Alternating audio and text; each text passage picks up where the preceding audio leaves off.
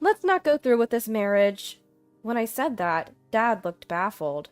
"Wait, what? We were just having a nice conversation. What's bothering you?" I'm stunned by Dad's response. "Dad, didn't you notice anything?" I thought he would have realized who that guy really was. "My name is Krista. I'm a 24-year-old office worker. I live at home with my parents. Dad works for a pharmaceutical company and Mom is a homemaker.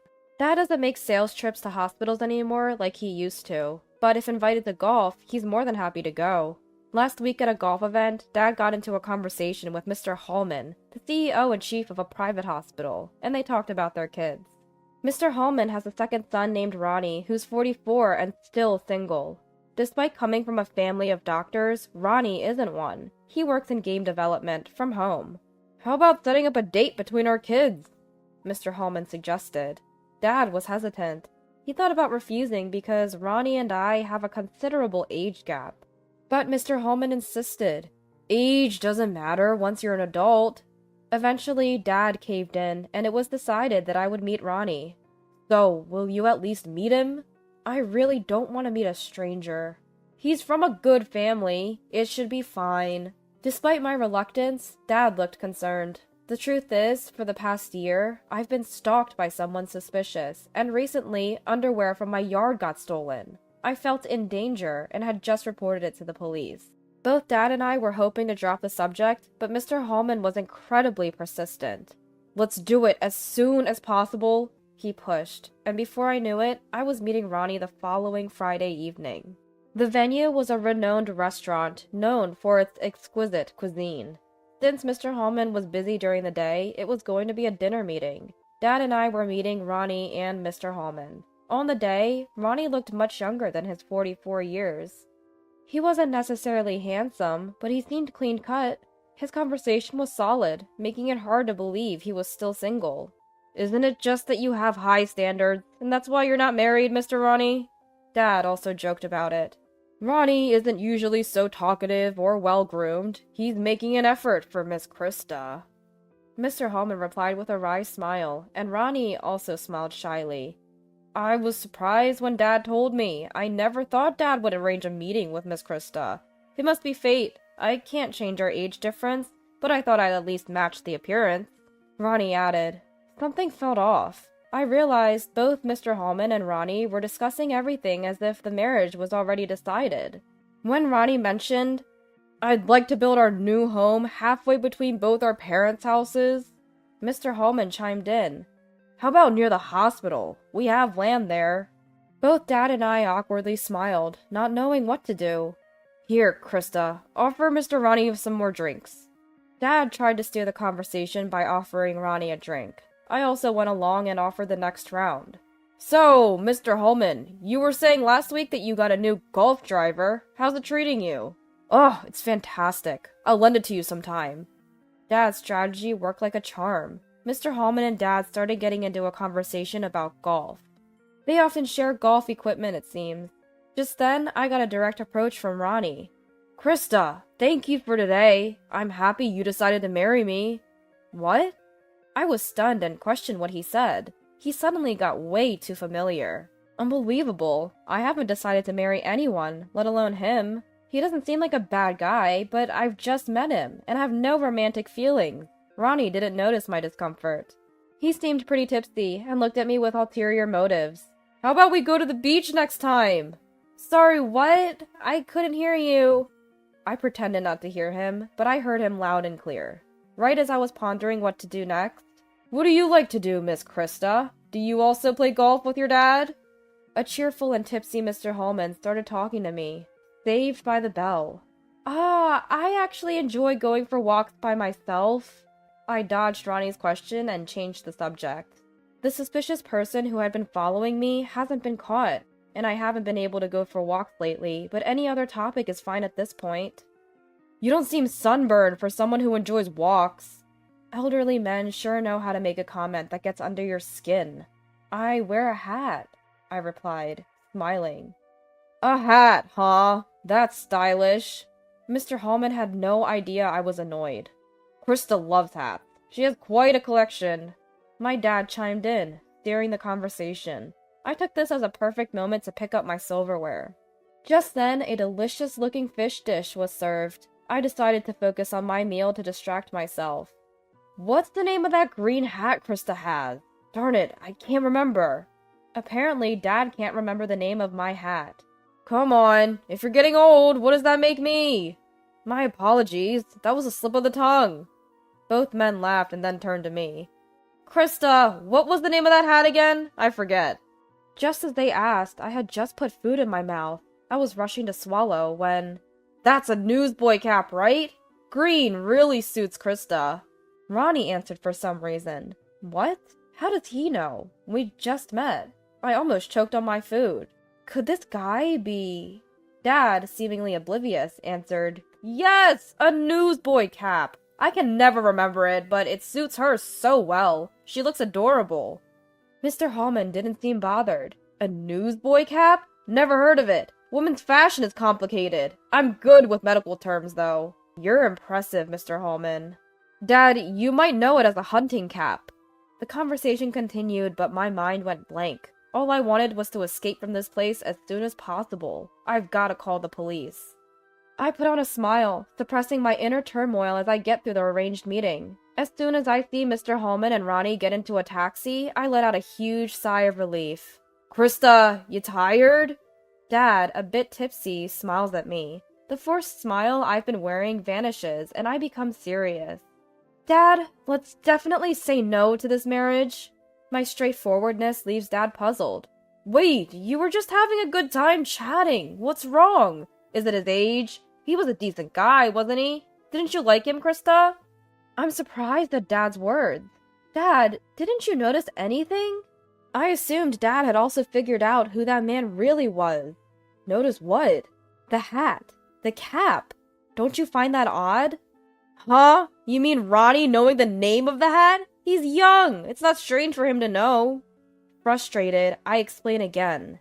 How did he know the name of my favorite hat when he was told it's green? How could he say it looks good on me when we've just met? Good point. Could Ronnie be that suspicious person? I nod at Dad's murmur. I'm sure of it. I don't know how he knows about me, but otherwise, how could he know about the cap? Before, I couldn't recognize him because he was wearing sunglasses and a disposable mask, but I'm sure Ronnie is the same suspicious person who's been following me. Probably the underwear thief, too. As soon as I say this, Dad exclaims, That makes sense! I thought something was off! Dad, you didn't notice until now. Frustrated, I speak and Dad tries to defend himself. No, listen! It's Mr. Hallman! I was wondering why he suddenly suggested an arranged marriage during golf. It was unusual, and they were pressuring us, which isn't typical for these things. Maybe Mr. Hallman knew his son was interested in you. It's more than interest. It's malicious. I was going to say no anyway, but definitely not to a suspicious person. So Dad, please firmly decline the arranged marriage. Dad agrees wholeheartedly when I request again. That night, I contact the local police officer. I found out who the suspicious person and the underwear thief are. Although it's not enough for proof, the officer promises to increase patrols in the area and look into it. The next morning, Dad calls Mr. Hallman to decline. He doesn't mention the suspicious person, only saying, the timing wasn't right this time. The call lasted over an hour, and Mr. Hallman tried hard to convince him. After hanging up, Dad looks drained and says, Mr. Hallman understood. I feel relieved, but that afternoon, something happened. As we're having a laid-back Saturday afternoon snack, the doorbell rings frantically. And not just once, it's repeatedly rung, and then there are loud bangs on the front door. This can't be good. I hurriedly checked the front door monitor, and there was Ronnie, right on the screen. Yikes!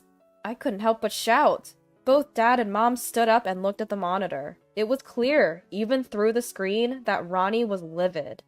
Mom, call the police! It's that guy again! Dad calmly instructed Mom. Mom nodded and started making the call on her cell phone. Just when I noticed there was no sound of knocking, a figure passed by the living room window. Ronnie had trespassed from the front entrance to our yard, and now he was in front of our living room. We could see each other plainly because the curtains were open. The weather was good, so I had laundry out, and we hadn't locked the window. "Krista, I've come for you!" Ronnie shouted upon seeing me. Dad stepped in front of me to shield me. It looked like Ronnie was about to force his way into our home. "Krista, stay in a safe place with Mom!"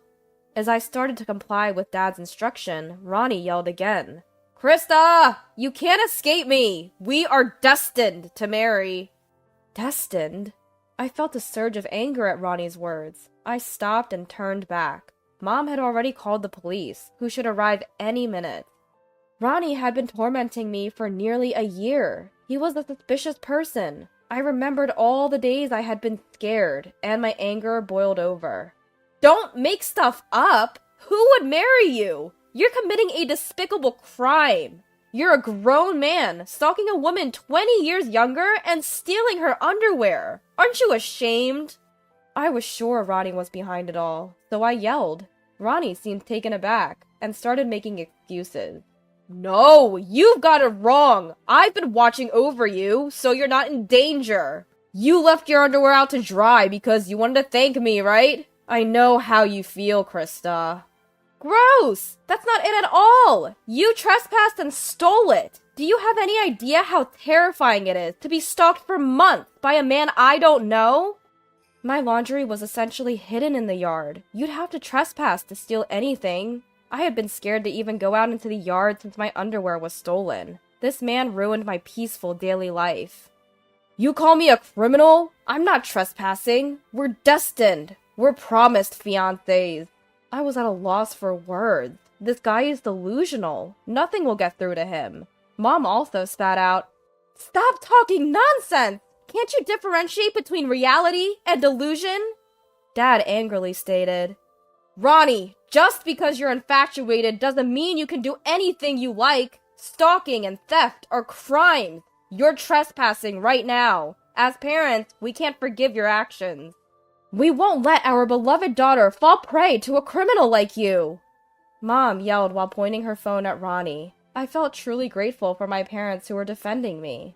"I'll be clear. I will never marry you. I can't possibly like you. From now on, never come into my sight again," I declared firmly while glaring at Ronnie. "But you came to the matchmaking event. Don't you love me? I thought you wanted to marry me." Ronnie could only mutter those words, his eyes wide. "Look, I only went because my dad was badgered into it by Mr. Hallman. I was planning on saying no from the start." Upon hearing my assertive words, Ronnie collapsed onto his knees. Within moments, the cops, who had been alerted, arrived and took a now subdued Ronnie away. The reason my mom was pointing her cell phone was to let the police hear everything that was happening, thanks to hands-free mode. It helped paint the full picture. Days later, Ronnie admitted to both the underwear theft and stalking me. Upon questioning Ronnie and talking to those involved, it turns out that he learned about me through my dad's golfing acquaintance with Mr. Hallman. Apparently, a family photo of us was in the inner pocket of a golf bag my dad had lent to Mr. Hallman. Ronnie had fallen head over heels with me from that photo. Apparently, Ronnie had pictures of me, taken without my knowledge, plastered all over his room. One day, Mr. Hallman's wife stumbled upon these photos in their son's room and consulted her husband. Recognizing my dad in the photo, Mr. Hallman identified me as the daughter of a golf buddy. Mr. Hallman thought it would be better to set us up in an arranged marriage than to let Ronnie get arrested for stalking, all without informing us. What a family! To prevent this from escalating, I received a generous settlement and had them promise never to let Ronnie near me again. It seems Mr. and Mrs. Hallman were unaware that Ronnie had taken the underwear thefts that far. They decided to admit Ronnie into a mental hospital. What was supposed to be a mere arranged meeting turned into a huge ordeal, but everything's settled now. I was finally free from the person who had been causing me so much anxiety, and I could enjoy my walks once again.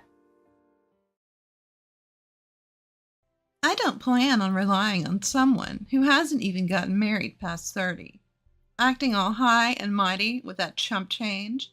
I couldn't help but be shocked by the first words directed at me from the woman who was supposed to become my sister-in-law. My brother, with an even more malicious grin, turned to me. Sis, just go home already. Please don't forget to leave your gift, though. The two of them laughed at me together. I felt something close to hatred towards my brother, but the next words he said made me lose even that emotion. Well, it doesn't really matter if we have your gift or not. All our relatives love me, and they're probably giving us a lot of money. Mom likes me more than you, too, so she might even give me all of her property. Hey, that makes it sound like you're just using them for money. Well, it can't be helped. They're a good source of income. I never thought my brother could be such a terrible person. I was foolish for being considerate of these people.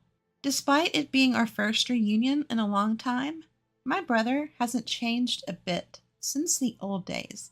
If anything, his terrible personality has only worsened, and I couldn't stand it anymore. I reached my limit and left the waiting room while the two of them laughed together. My name is Emma. I'm 32 years old. I work for a foreign cosmetics company. After graduating from college, I worked for another company, but I was lucky enough to be headhunted by my current company and changed jobs. The people I work with are ambitious, and I work tirelessly every day while receiving constant motivation. As a result, I now hold the position of department head. Ever since I started working at this company, they have recognized my worth. Every day has been enjoyable. Of course, there are times when I struggle with work, but the sense of accomplishment after overcoming those challenges is something I can't experience anywhere else. I've never been one to spend my days thinking about how much fun I'm having every day, especially before going to college. My days were very stifling. I have a younger brother, Nate, who is 5 years younger than me. Ever since Nate was born, my mom has been completely devoted to him.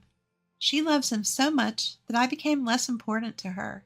As a young child, I couldn't find anything to fill the loneliness of not being cared for by my mom. The more my dad and relatives tried to pay attention to me, the more I missed my mom. On the other hand, Nate was the first boy born in our family in a long time. He was also the type to easily get spoiled by anyone. So before long, our relatives stopped caring about me and only doted on my brother. To make matters worse, I have a strong sense of justice and hate wrongdoing. Not many people find a child who points out problems so cutely. Because of this, I became more and more distant from my relatives. The worst part was Nate's personality.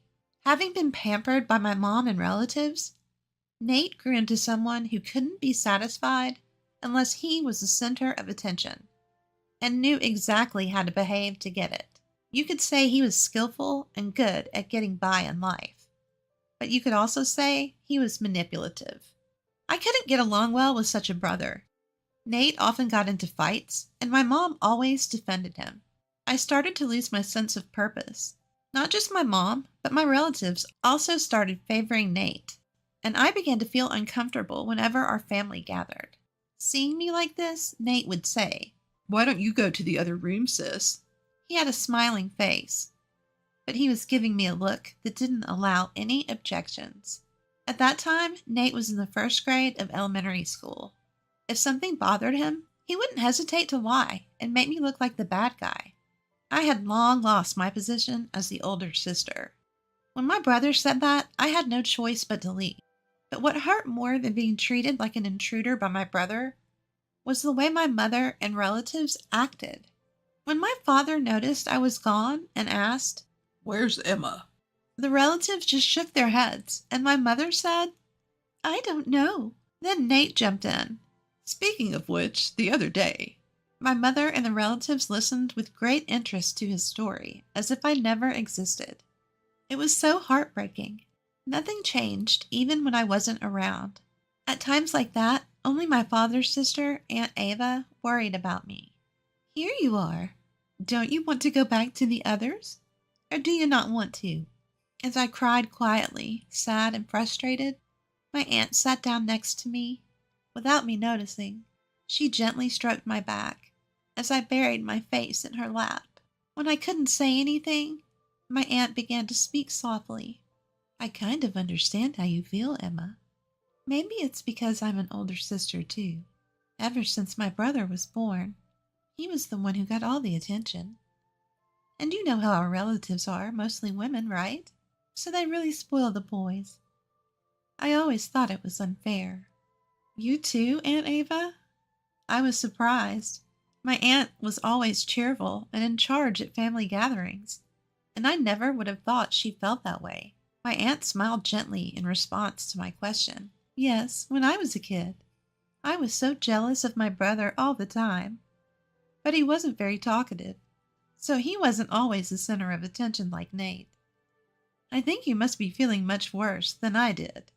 Aunt Ava said this while gently stroking my head. I hadn't had my head patted like this in so long, and I felt a mix of emotions, happiness and embarrassment for letting her see how weak I felt.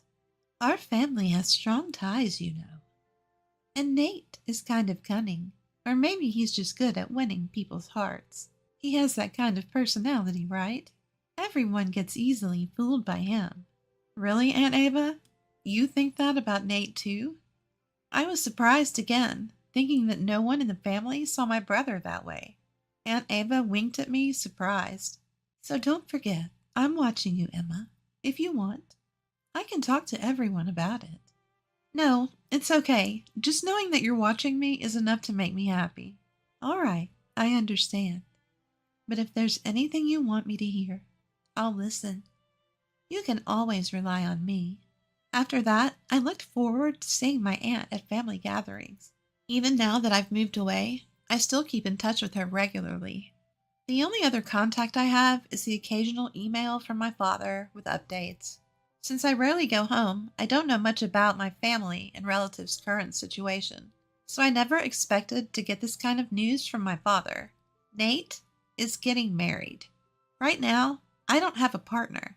One by one, my friends are getting married, and lately, even my coworkers are in a marriage rush.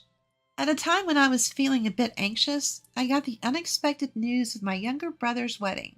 Even though I'm not unhappy with my current life, I felt down. Then Nate contacted me, adding insult to injury. Hey sis, long time no see. I'm getting married, and my fiancée is already pregnant. Don't worry about not being married and showing our parents her grandchild. I've got that covered. But in return, give us at least $10,000 as a gift. It includes the cost of giving birth. Kids are expensive, you know. My already low excitement to celebrate Nate's wedding dropped to 0. Because of his sense of entitlement, I even considered not attending the wedding. But I convinced myself that this was a once-in-a-lifetime family event and decided to accept Nate's request. On the wedding day, after the ceremony, we were led to a family waiting room to prepare for the reception.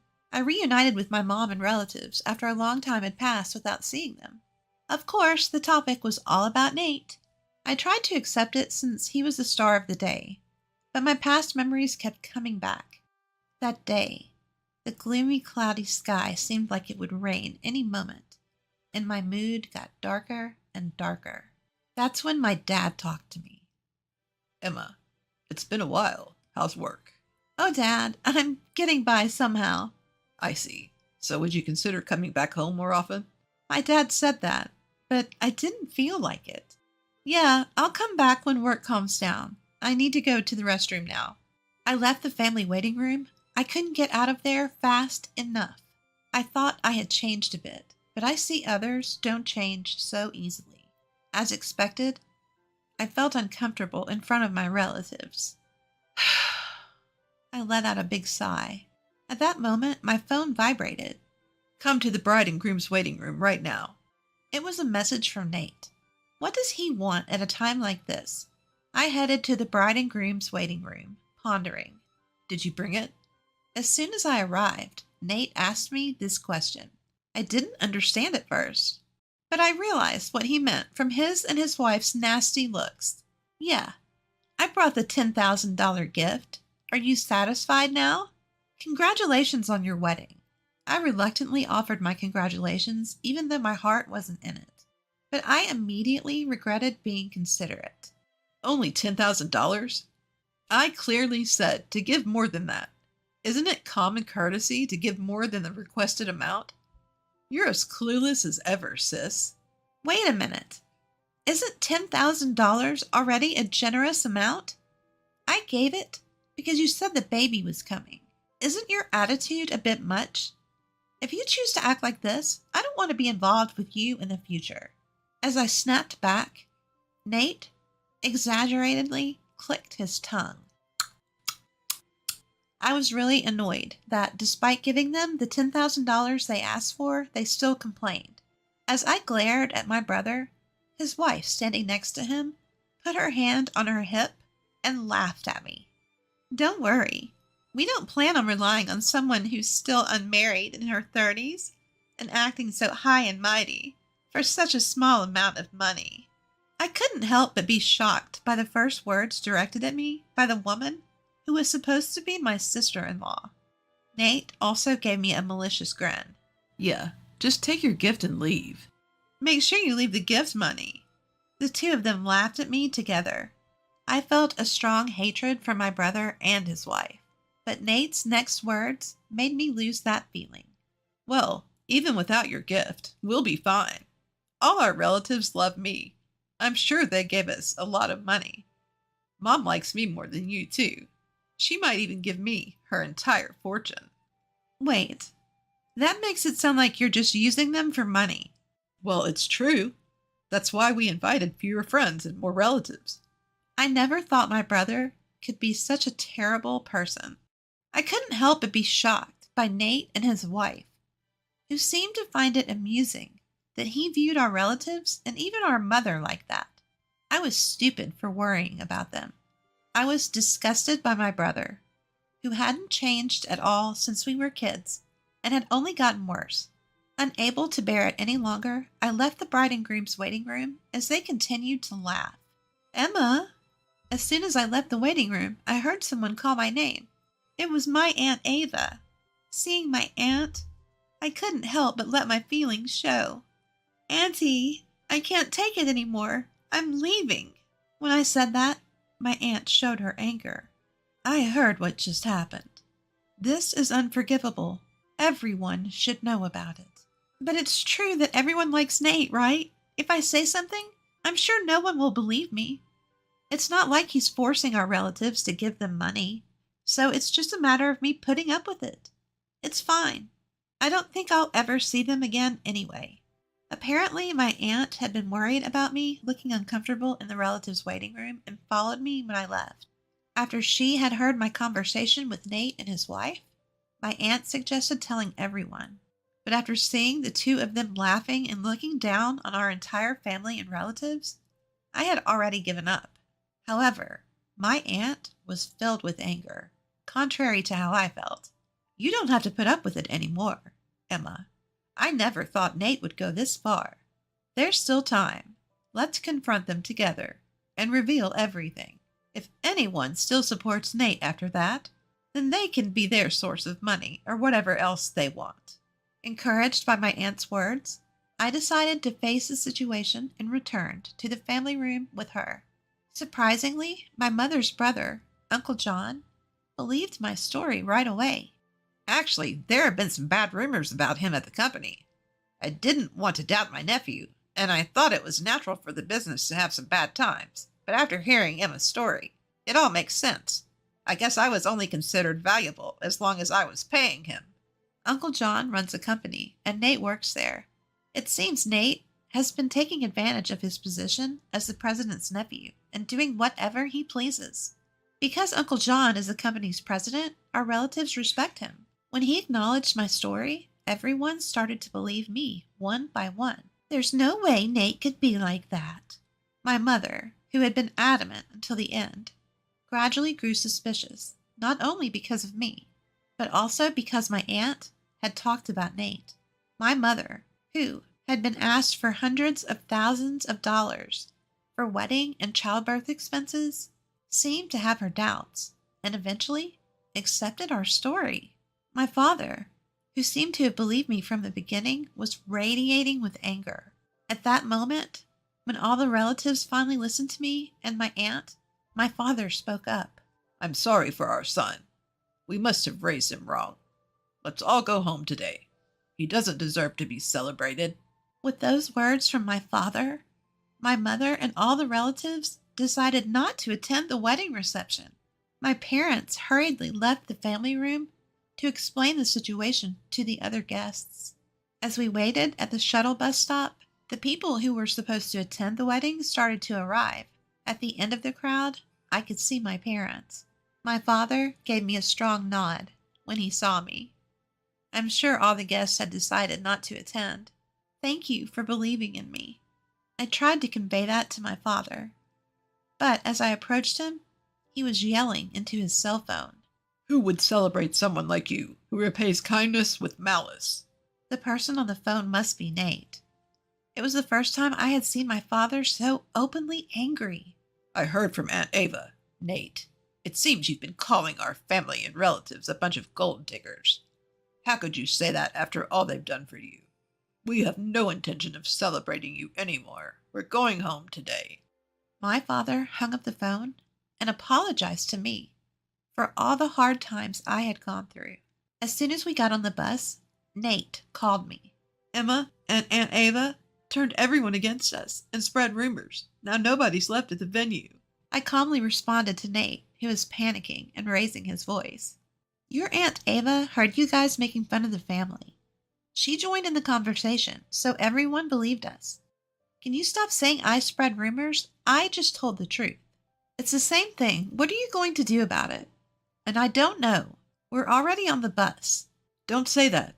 Are all of them on the bus too? If so, please convince them to come back with you. At first, Nate was confident, but now his voice sounds like he's about to cry, realizing the situation is bad. But I didn't feel like forgiving him at all. You just want the gift money, don't you? That's not my intention. Either way, we're not coming back, so goodbye. I'll cut ties with you after this. Wait, sis. I heard my brother's desperate voice from the phone, but I hung up without caring. After that, cell phones started ringing, one after another on the bus. It must have been my brother and his wife calling, but no one answered the calls from someone who saw their family and relatives as cash cows. In the end, my brother and his wife couldn't get any gift money from the attendees, not just me, our parents and relatives. They seemed to have planned to pay for the wedding with the gift money and ended up in a lot of debt. Not only me, but our parents and relatives were contacted for help, but no one was willing to help Nate anymore. On top of that, they lost contact with the few friends they had invited. The punishment for my brother was far from over. Our uncle fired Nate. He probably couldn't bring himself to defend my brother, who had been performing poorly and had a bad reputation. His wife had already quit her job for marriage, and even though they were in debt, I'm pregnant. She didn't seem to want to work. In the end, they had no money, constant fights, and decided to divorce before the baby was born. After giving birth, his wife tried to make money working at night, but her bad personality held her back, and she could barely pay off the debt. My brother couldn't find another job and got stuck in a cycle of borrowing more money to pay off his debts. He seemed to have come back home for help several times, but both our father and mother rejected him. On the other hand, I've been going back to my parents' house more often since Nate's wedding. I've been attending family gatherings, and I don't feel uncomfortable anymore. As a result, I feel like I have more room in my heart and can see things from a much broader perspective. I've become more flexible in dealing with work accidents and requests, and my colleagues, subordinates, and bosses have praised the change in atmosphere. And just the other day, I was invited to dinner by a salesperson from a company we've been dealing with for a while. I feel a little excited about the long-awaited signs of spring. Apologize to Brian and Marlene and bow your head to the floor. At my birthday party, my husband Corey yelled at me and shoved my shoulder, trying to make me sit on the floor. Marlene, my daughter-in-law, looked up as if searching for something, her face downcast. From my angle, I could see a malicious smile forming on her lips, which otherwise appeared as though she was about to cry. Would you say the same if you saw this? I presented something I had prepared in front of Corey's eyes. The time had come to reveal everything after being continuously mocked. My name is Sienna, and I turned 73 this year. Corey had stayed on as an advisor at his company even after retirement, but finally stepped down last year to enjoy his retirement.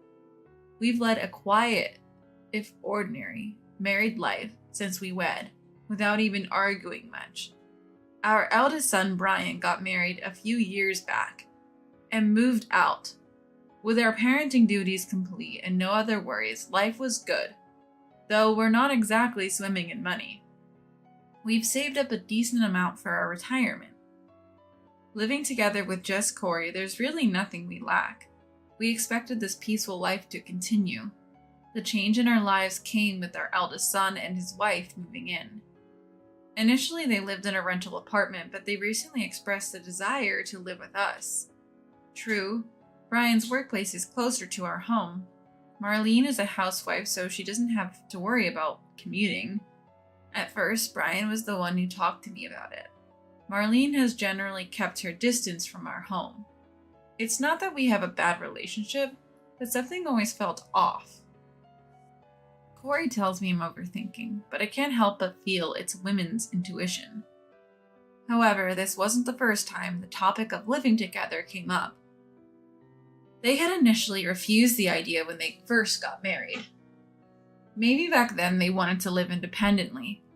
Now they've been married for a few years, and I have a feeling there's more to this decision to move in. I'm not particularly enthusiastic, but Corey feels differently. He's always enjoyed a bustling home and seemed a bit lonely since the kids moved out. He thinks that once our grandchildren are born, things will get even livelier. If Corey agrees, then I can't be the only one to oppose it. They decided to move in during the month when their apartment lease was up for renewal. With plans already this far along, Marlene has yet to pay us a visit. We're going to be living under the same roof, so it seems courteous to at least say hello. Marlene's ongoing absence makes me wonder if she's actually against moving in. In the end, Marlene showed up on moving day. She arrived with the movers. Let's get along from now on, okay? And when I smiled and said that, Marlene replied softly, Nice to meet you. She wouldn't look me in the eyes. I swear, there was no harassment from my side. No mother-in-law and daughter-in-law drama or anything like that. But still, her attitude. Even for someone as patient as me, it was irritating. Corey didn't seem to mind much and started showing the newlyweds to their room. We had made some repairs and adjustments to the room they'd be staying in, considering it would now be a shared living space. The room had been renovated to their specifications. Huh? Is it really this small? While straightening their shoes in the entryway, I heard Marlene's annoyed voice coming from deep within the house. Do you really intend to cram us into this tiny room? I can't breathe in here. Marlene raised her voice as if she were the victim. I quickly made my way into the house. Corey looked perplexed, scratching his head in front of a red-faced Marlene complaining about the small room. Small? This is one of the larger rooms in this house. It's even renovated exactly as you asked. What more do you want? I couldn't help but let my annoyance seep into my voice since Corey was taking heat. That's when Marlene finally looked at me. For the first time since we greeted each other, she locked eyes with me. So you're Sienna? You plan to shove us into this storage closet?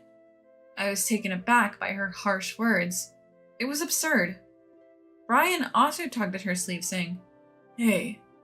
But Marlene was unstoppable. She started talking about how her family's home had rooms far more spacious than this, just for storage.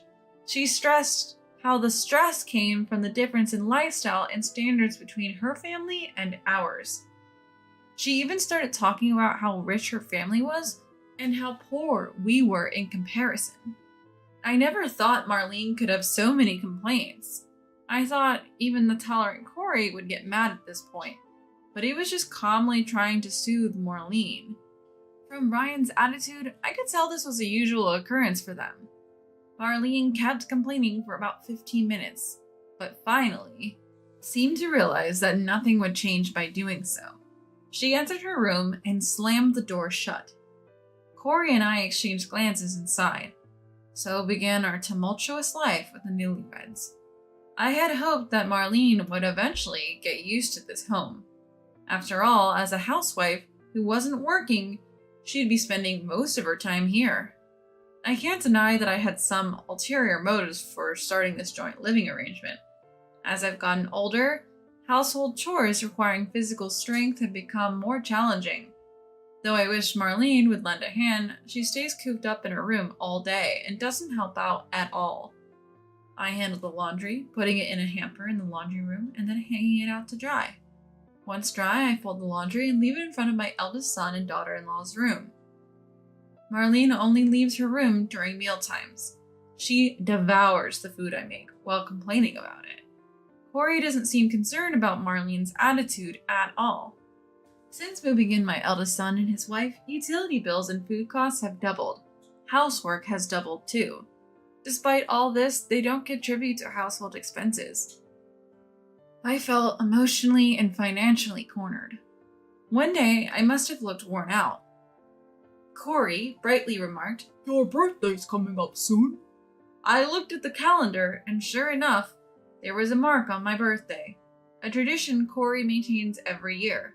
"What would you like for your present this year?" he asked. I sensed Corey was trying to cheer me up. I felt like I couldn't stay down in the dumps forever. Actually, there is something I want. I told Corey I wanted a wristwatch. The one I had was broken, and when I tried to get it repaired, they told me the parts were unavailable. Even though I don't usually wear a watch, I feel uneasy without one when I go out. Corey seemed to remember saying, "Oh yeah, it was broken." "I look forward to your wristwatch," he said with a bright smile. Seeing that smile, I find myself smiling genuinely for the first time in a while. I decided to make an effort to avoid looking miserable or irritated. A few days later, I accidentally overheard Corey and Brian talking in the yard. It seemed they were planning my birthday gift, a wristwatch. I thought about leaving, but didn't want to draw attention to myself, so I stood quietly, blending into my surroundings. "Can you buy Mom's watch with this money? I'm not sure what women like, so consult with Marlene, and let's keep it under $1,000 so Mom won't feel overwhelmed." With that said, Corey handed Brian a bank envelope. Probably it has $1,000 in it. Brian checked the envelope and nodded. "Got it." I felt a bit guilty for eavesdropping, but they seemed unaware of my presence, and I left. That was quite a splurge for Corey, and I couldn't help but feel delighted. Marlene's snide comments didn't bother me that day. However, that evening, I accidentally overheard something unbelievable. That night, the wind was howling, making it hard to sleep. I couldn't fall asleep and thought about having something warm to drink. Careful not to wake Corey, I slid out of bed. As I walked down the hallway, I noticed light coming through a gap in the living room door. I heard voices talking. I tiptoed closer and saw my eldest son and his wife, Marlene, sipping beers in the living room. Not wanting to deal with them, I decided to go back to my room without my warm drink. Just then I heard Marlene say, "So, for Sienna's birthday gift." I froze and listened. "We know she won't appreciate the value of a watch, so I just got her a $10 one from some knick-knack store." Marlene chuckled. I couldn't believe my ears. I thought my son would scold her, but he joined in the laughter. "Smart thinking. We can use the extra money for a trip," my son added. I felt dizzy for a moment, surprised my son would say such a thing. And to top it off, they were mocking me, saying I wouldn't even notice it's a toy watch. Sienna's gonna cherish this toy watch. Hilarious, right? Marlene laughed so hard it sounded like she couldn't contain herself. I retreated to my room unnoticed. I felt like crying, but anger surged within me instead. Enough was enough. I vowed to make them regret their actions. You know, it's my birthday, and I was thinking of inviting my sisters and their husbands for dinner. At breakfast, I said to Marlene. This was the first time we invited my sister and her husband for a meal since we started living with the eldest son and his wife. Before we moved in together, we used to invite them for dinner frequently. But that changed, perhaps out of consideration for the eldest son and his wife. That's fine, but I won't be helping with any of the preparations. You invited them, so you handle it. It's my birthday, and she has no intention of doing any preparations. I've never heard of the birthday person having to do the hosting, but I kept my composure. Getting upset would ruin my plan. Sure, I'll whip up something delicious, I said, feigning enthusiasm. Marlene scoffed. You're really going all out for your birthday, huh? I heard her, but pretended not to. It's all for the birthday scheme. So here I am, in charge of all the preparations for my own birthday party. Cooking is a joy for me, so I'm not stressed about it. I was also looking forward to seeing my sister and her husband, Derek, who is an ex-military man. Derek's a straightforward guy who hates dishonesty. He's usually calm and kind, but as my sister often warns, you don't want to see him angry. They both get along well with Corey and are currently taking golf lessons together. Derek is the kind of guy who checked in with me when I started living with my eldest son, asking if everything was okay. I have a feeling he'll be on my side. Flipping through my collection of recipes, I decided to prepare something both my sister and her husband enjoy. I can't help but smile as I do this. Fast forward to the day of my birthday and I'm swamped. It's ironic that the birthday person should be so busy, but what can you do? Marlene is not lifting a finger, just lazing around the house. She occasionally sneaks into the kitchen to snack on something and leaves. Corey has gone to his golf classes and will bring my sister and her husband back when he returns. I hurried to get everything ready in time for the evening. As for my eldest son, he took the day off to gamble. I've always warned him to be moderate, especially since he's had a gambling issue back in college. But ever since he started dating Marlene, it seems like he's picked up his old habits again. They even go gambling together on their days off. By the evening, everything is set. Corey arrives with my sister and her husband. Derek brings me a large bouquet of flowers, instantly lifting my mood. I still love my birthday, no matter my age, especially when celebrated by those close to me. I repeatedly say, thank you, as I accept the bouquet. Marlene, seeing the large bouquet, mutters under her breath, they'll just die anyway. She meant for only me to hear it, and I quietly scold her, saying, don't be rude. Usually I let her comment slide, but not this time. She seems surprised, then clicks her tongue in annoyance. Her pretty face is spoiled by her pettiness. My sister greets me. It's been a while. Marlene immediately puts on a charming smile. My sister is so naive. She believes there are no bad people in the world and has no clue about Marlene's two-faced nature. We gather in the living room for the birthday celebration. I prepared a large table with all of my sister and her husband's favorite foods, as well as Corey's. I intentionally left out my son and Marlene's favorites. Marlene seems to notice this and whispers something to my son. Ignoring her, I start the birthday party by saying, thank you all for coming today. It always feels good to have your birthday celebrated no matter how old you get. My sister smiles and says, you never change, do you? Corey and Derek start sipping their wine. My eldest son and his wife remain sulky, silently digging into their meal. They occasionally nod or hum at our conversation, not really participating otherwise. As we near the end of dinner, my sister brings out a birthday cake from the fridge. I didn't prepare a cake myself, so this is a happy surprise. Although the number of candles is random, it reminds me of childhood birthdays I spent with my sister. We have a gift for you too. Take it as a present from all three of us, says Corey, nudging my eldest son. I catch Marlene, flashing a sly grin at that moment. My eldest son hands me a beautifully wrapped box with a ribbon. This watch you won, it cost around $1,000. Take good care of it, he says a bit arrogantly. Corey seems a bit annoyed by his tone, but keeps it in check to maintain the atmosphere. Thank you. It's a very expensive watch, I say, taking the ribbon box in both hands. May I open it? I ask Marlene, who smiles and says, of course. She rarely graces me with such smiles. I carefully untied the ribbon and unwrapped the box. Inside is a watch with a thin leather strap. I can instantly tell it's cheap. Even its secondhand wobbles. Is this the watch you picked out, Marlene? How lovely, I say, holding it up for her to see. I chose one that would suit you, Sienna. It's a lifelong item, considering the price. Marlene grins and replies, That's the last straw. How much more is she going to mock me? Without a word, I toss the watch in the trash. The room falls silent. How dare you! Apologize to Brian and Marlene. That's $1,000 watch. They picked it out for you. Corey is the first to raise his voice. He grabs my shoulder, trying to force me to kneel. Marlene feigns tears, muttering, How terrible! I can see the corners of her mouth turning up in a smile. What do you have to say now after seeing this? I handed Corey a printout.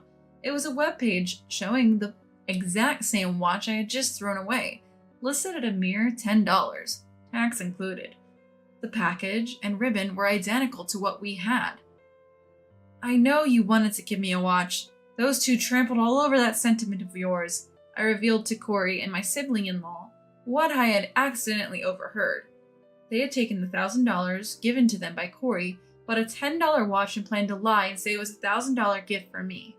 They intended to use the remaining money for a vacation. In the corner of the living room were a few brochures of hot spring resorts that had been set aside while cleaning. My sibling-in-law seemed to have noticed them. You thought I wouldn't recognize the value of things, so you figured you could give me a toy watch without me knowing? You seemed pretty pleased about it. Enough with the mockery, I told my eldest son and his spouse. It was rare for me to speak up so strongly. Sienna, that's outrageous. Stop these weird accusations. Are you trying to shame me in front of everyone? You're the one who's always lying. Marlene started accusing me of constantly lying, saying that I've been telling the neighbors she doesn't do any housework, even though she does all of it, or claiming I cooked today's meal. I was speechless. Right, Brian? Marlene turned to Brian for agreement after her rant. Yeah, that's right, Brian chimed in, probably not wanting to offend his aunt and uncle. Then Derek quietly picked up the watch from the trash can. This is a toy. It's not a $1,000 watch. With a controlled fury, he muttered this and threw the watch at the feet of my eldest son and his wife. The sound of breaking plastic filled the air. Corey, who seemed to come back to his senses after Derek's words, loosened the grip he had on my shoulder. My eldest son and his wife looked pale as ghosts. You've been making fools of us, haven't you? You could see Brian trembling at Corey's words.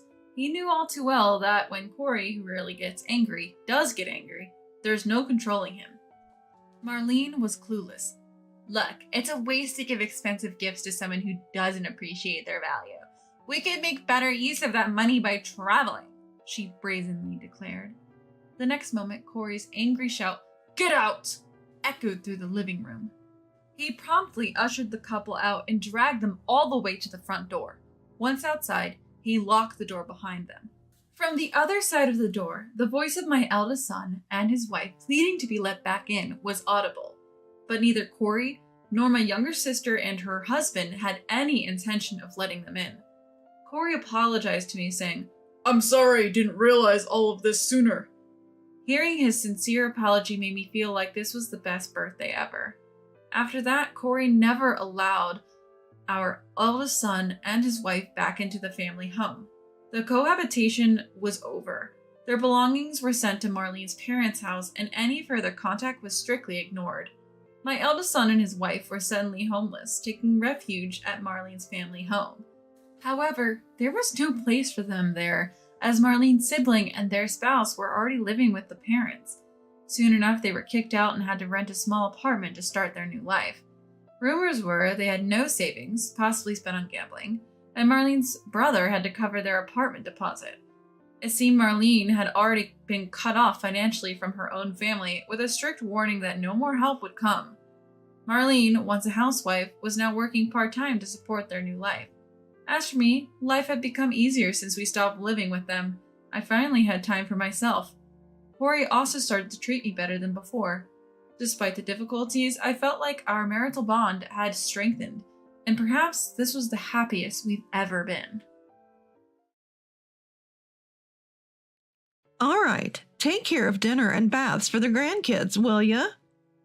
Claiming she had errands to run, Cindy tried to leave her grandchildren with me. Enough is enough.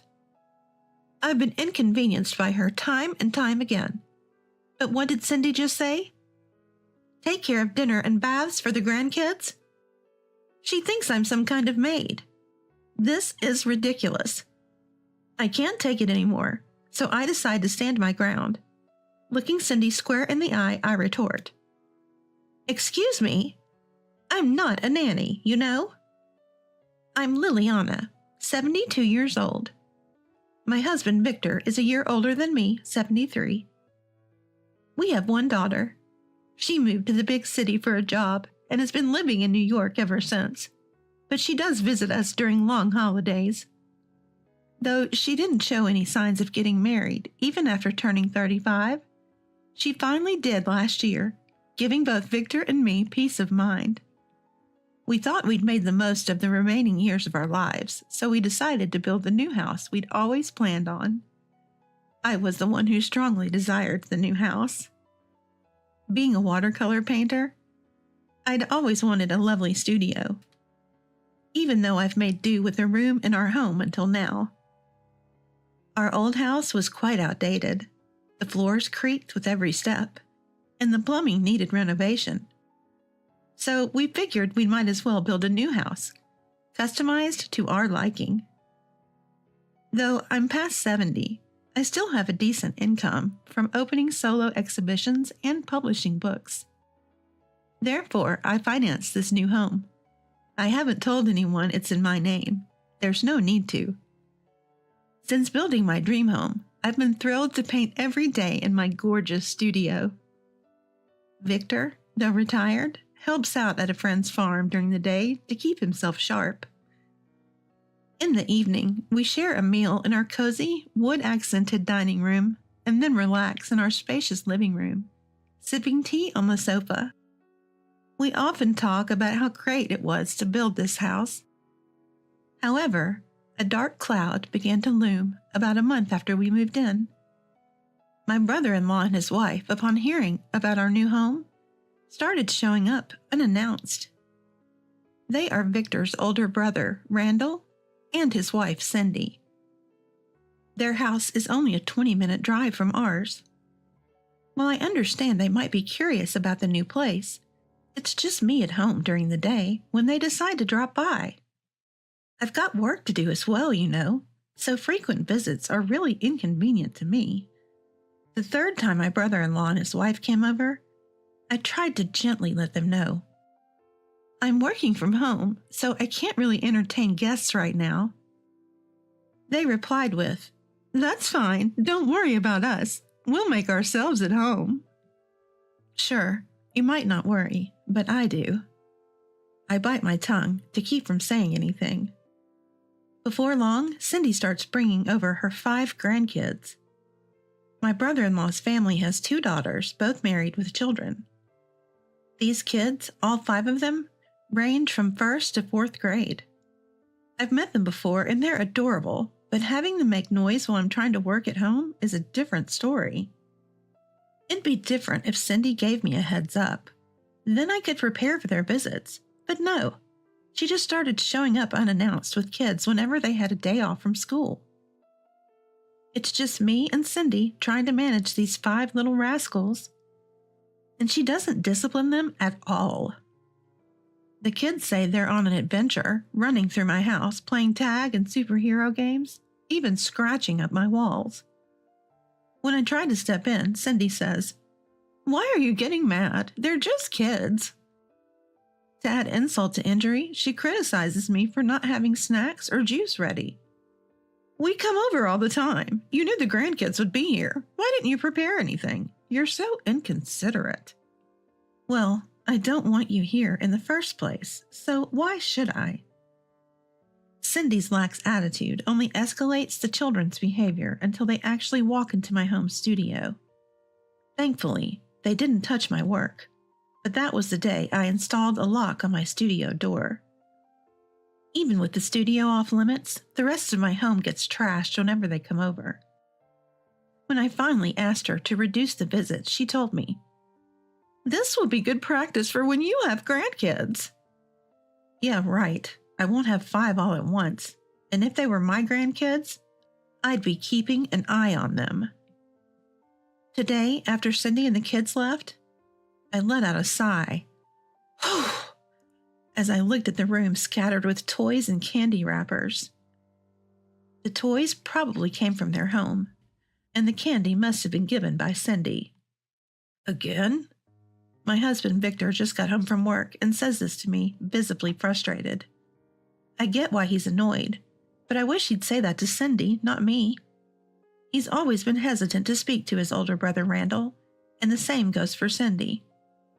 Even when I ask him to do something about Cindy's frequent visits, he shrugs it off, saying, "It's not like they come every day. Taking care of a few kids can't be that hard." When I try to explain how much trouble these little monsters cause, he responds, "They're just kids. If you watch them properly, the house wouldn't get this messy." I guess Victor can say that because he has never taken care of those little monsters. The final word from Victor is this: "Enough already. Hurry up and clean up. You haven't even started making dinner, have you?" Look, I've been busy watching the kids all day. I haven't had a moment to cook. Then one day, Cindy crosses the line.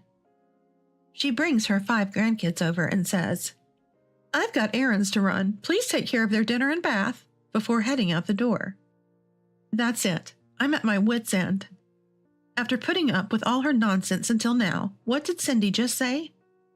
Take care of their dinner and bath? She clearly thinks I'm some kind of housekeeper. Unbelievable. I've had enough. It's time for me to strike back.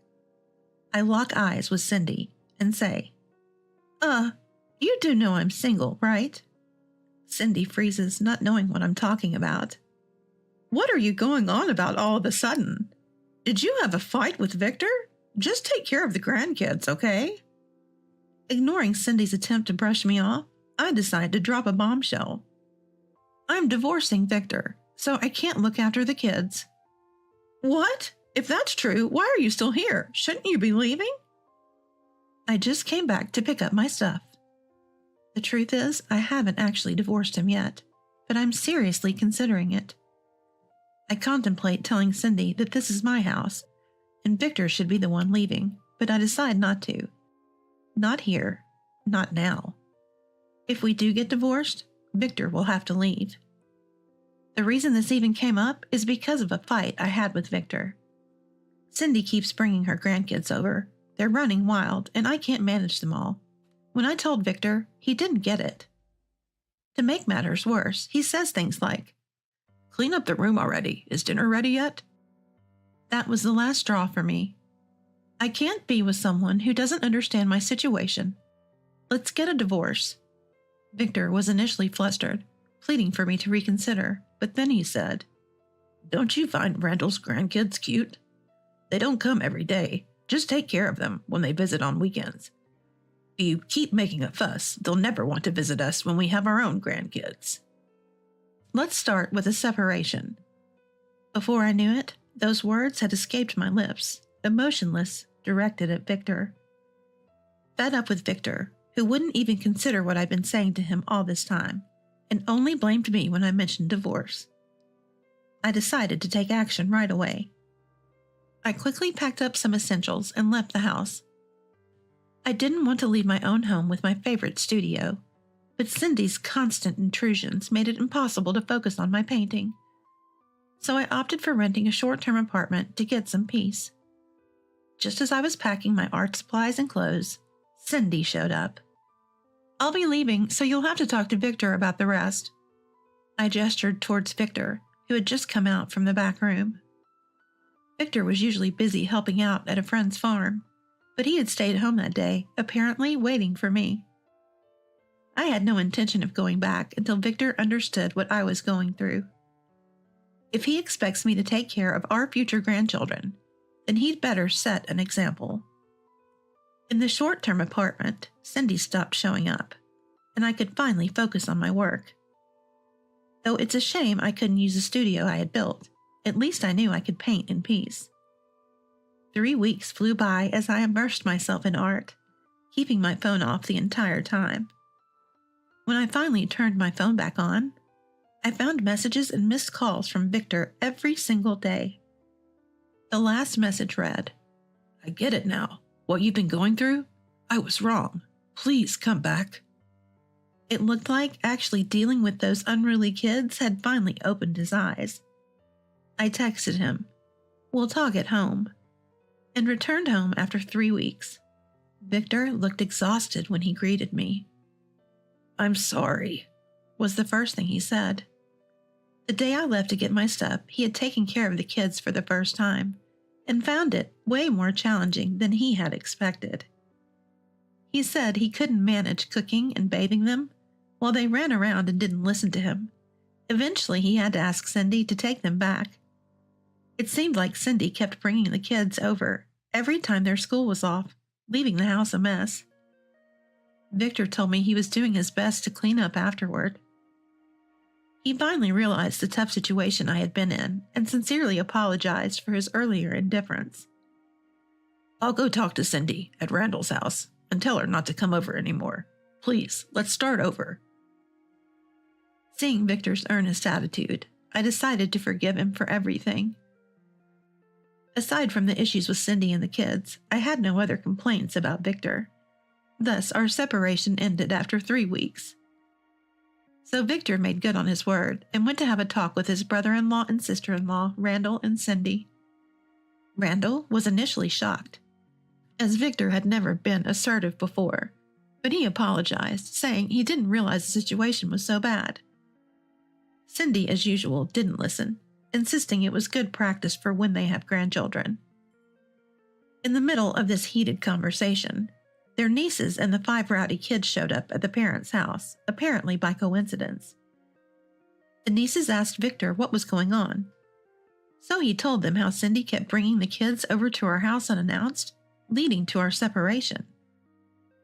Upon hearing this, the nieces confronted Cindy, angrily asking, "Why did you do this? Mom said we can look after the kids. You've been taking them to Victor's house the whole time?" Cornered by the nieces' questions, Cindy tried to deflect, saying, "Oh, that's not true." However, a spontaneous testimony from the kids revealed the lie. "Grandma always says we should go to our great-uncle's house because it's cleaner than here." Hearing this, the nieces scolded Cindy, saying they couldn't believe she'd been troubling me like this and asked her to never do it again. As it turns out, my nieces admire me as their watercolor painting teacher. During high school, they were part of the art club, and we used to paint landscapes together on nice days. Since they got married and had kids, we haven't had time to paint together. But they sometimes send me their art on WhatsApp and visit me when I have solo exhibitions. The nieces were also angry on my behalf. "Why didn't you listen to Liliana? It's totally understandable that she left." When confronted, all Victor could say was, "I'm sorry." Later, the nieces and kids came over to apologize. The kids had been reprimanded by their parents and were quietly sitting down. They had given us a heads up this time, so I prepared snacks and juices that the kids like. When I offered them, the kids politely said, "Thank you," and began eating. As the nieces and I chatted about art studios, I decided to give them a tour of my favorite studio. Upon entering, their eyes sparkled and they said, "Wow, this is amazing." Their compliments made me feel good. Before entering the studio, the nieces warned the kids not to touch anything. So the kids looked around without messing with the art, asking their aunts, "What's this? What's that?" After finding out about Cindy's constant visits to our house, the nieces decided to stop taking the kids to their parents' house. I felt a little sorry for Cindy, but apparently she never disciplines her grandchildren. The last time they went to a toy store, she caused a lot of trouble. One of the kids was swinging a toy sword and ended up hitting other products, breaking them and suffering a minor scratch. Typically, it's the parents' fault if their kids break something in a store. However, Cindy angrily confronted the store clerk, saying, "Why do you have breakable items in a toy store? What if a child gets hurt? What are you going to do about it?" A parent of one of the niece's kids' friends happened to be there and contacted the niece. She rushed to the store, deeply apologized, and compensated for the broken item. Hearing about this incident made her even angrier. You'd think the kids would miss their grandma if she was always spoiling them, but apparently that's not the case, according to the niece. When the niece asked the kids if they wanted to see their grandma, they said, "Nah, we'd rather go to our great-aunt's house with Mommy. I want to play with great-uncle again," they added. So in spoiling the kids and causing constant troubles for others, Cindy ended up being abandoned by both her niece and her grandchildren. Sad, but she had it coming. Cindy was so desperate to see her grandkids that she pleaded with the niece. "I won't take them to my son-in-law's place anymore. Just let them visit like before." But the nieces ignored her, thinking she would just cause trouble somewhere else. Then one day, Cindy apparently went to the elementary school to pick up the kids without telling the niece. The school teacher thought she was a kidnapper and called the police. Cindy was quickly released after the nieces explained to the cops, but not without receiving a long lecture from them. She's now even banned from attending school events. We get that it's tough not being able to see the grandkids, but if she really loved them, she shouldn't have pawned them off on us in the first place. Cindy confuses spoiling with loving. Until Cindy can properly care for the children, they won't be visiting her. The nieces have started bringing the kids to our house every now and then. Of course, they ask for my permission beforehand. These once rowdy kids are now quietly drawing pictures. We laid down a vinyl sheet so they won't make a mess, and they're freely drawing with crayons and colored pencils. The nieces are watching them while painting houses. "Great aunt, look!" One of the kids shows me a drawing of a superhero team. "Oh, you're quite the artist," I said. Just then, Victor comes home from work, and two of the superhero-loving kids run towards him. "He's the villain!" They start chasing him around. Victor pleads with the nieces to stop the kids, but they laugh and say, "Well, you were the real villain, weren't you?" Picking on Liliana. "I've reformed now. Help me."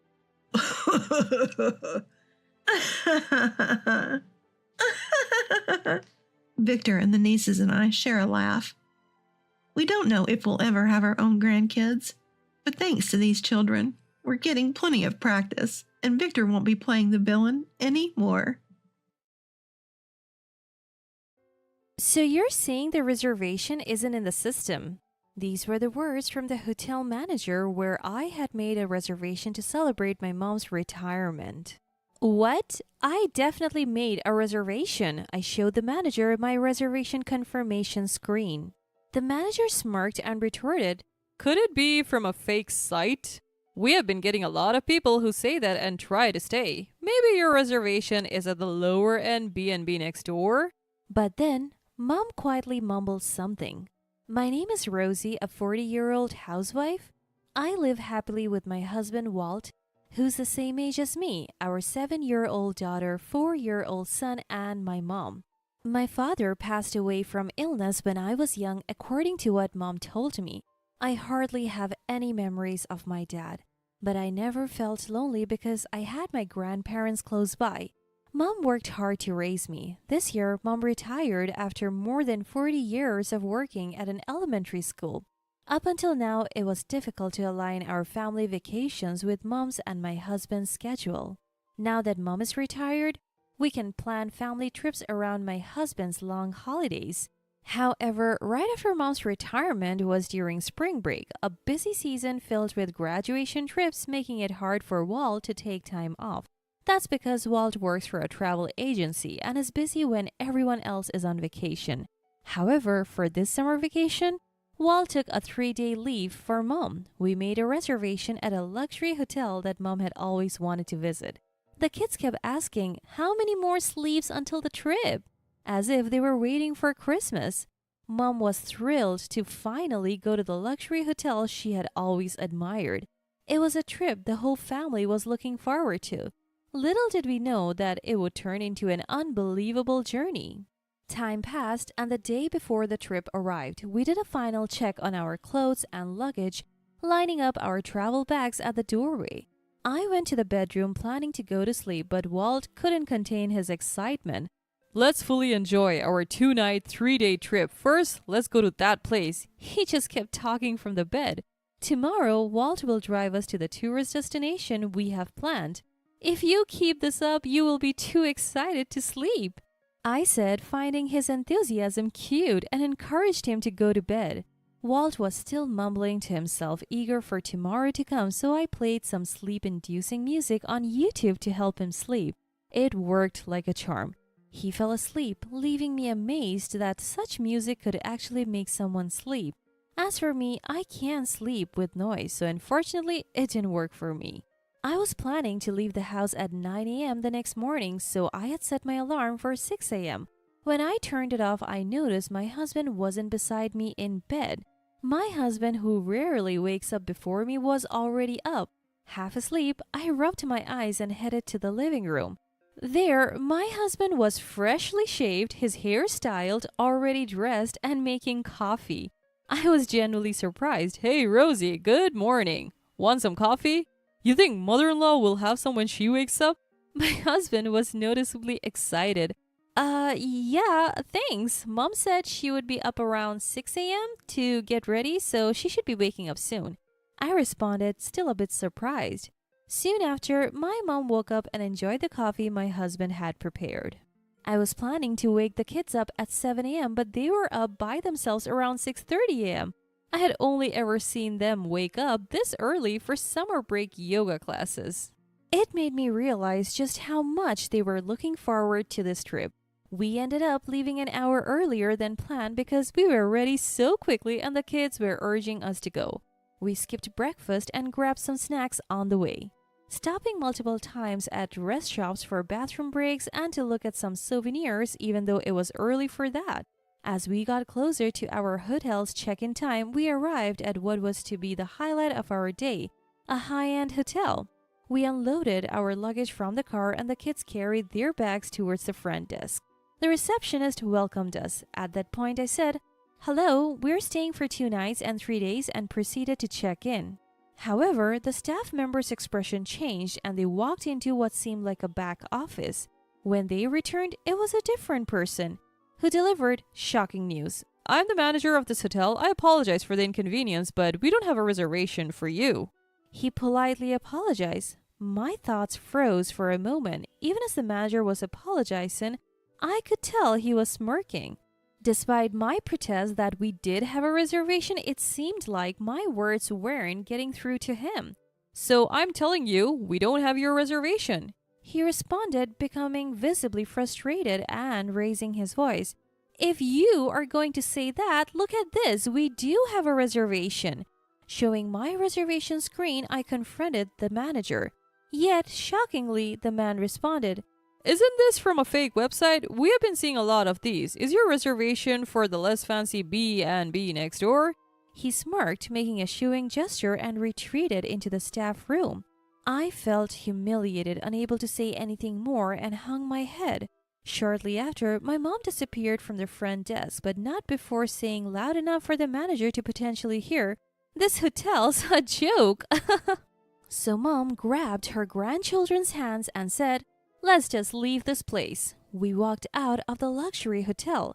I apologized to Mom. "Sorry, this wasn't the plan." But she smiled and said, "Don't worry about it. Let's focus on what we are going to do next."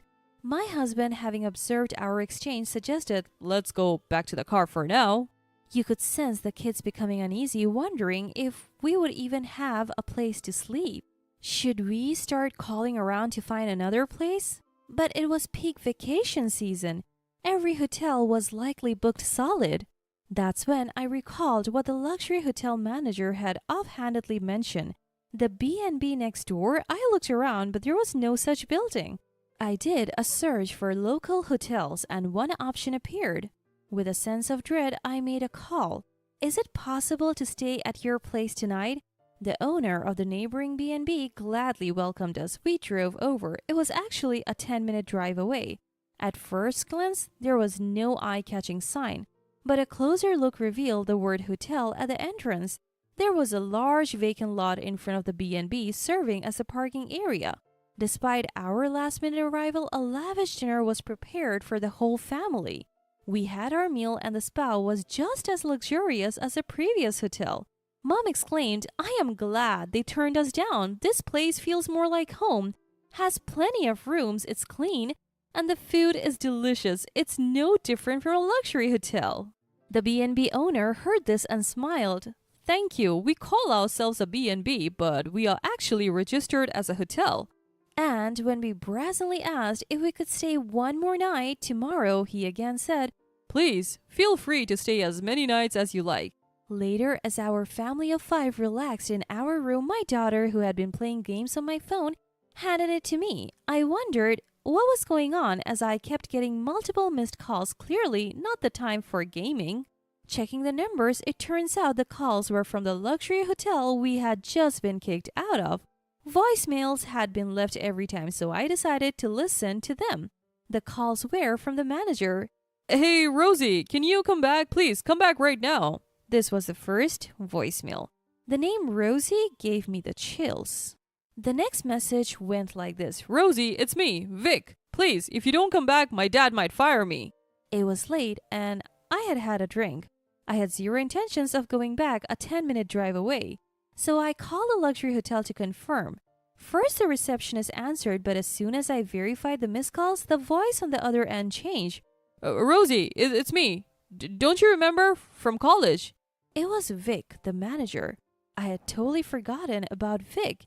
He was an older classmate I had shared a seminar with for a year in college. He always bragged about how his parents owned a luxury hotel. "Oh, where are you staying? You must be struggling. We have an empty suite. Come stay." Vic suddenly switched to a flattering tone, to which I coldly responded, "We are already staying at the B&B next door you recommended, so don't worry about us."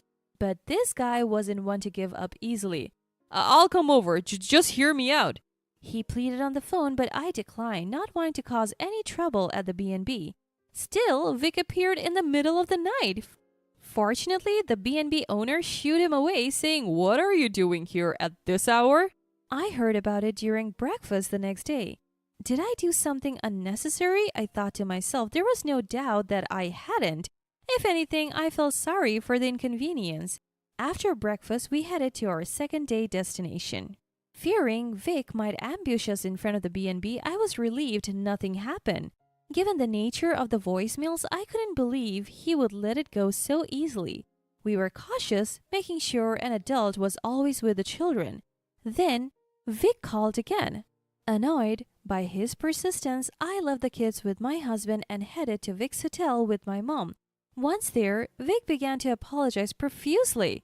"What's the sudden change? Your attitude is completely different from yesterday," I said, visibly annoyed. Vic replied, "I'm truly sorry. I had no idea your mother was on the Board of Education." In fact, my mom wasn't just an ordinary principal. She was also involved in the educational board and held in high regard locally.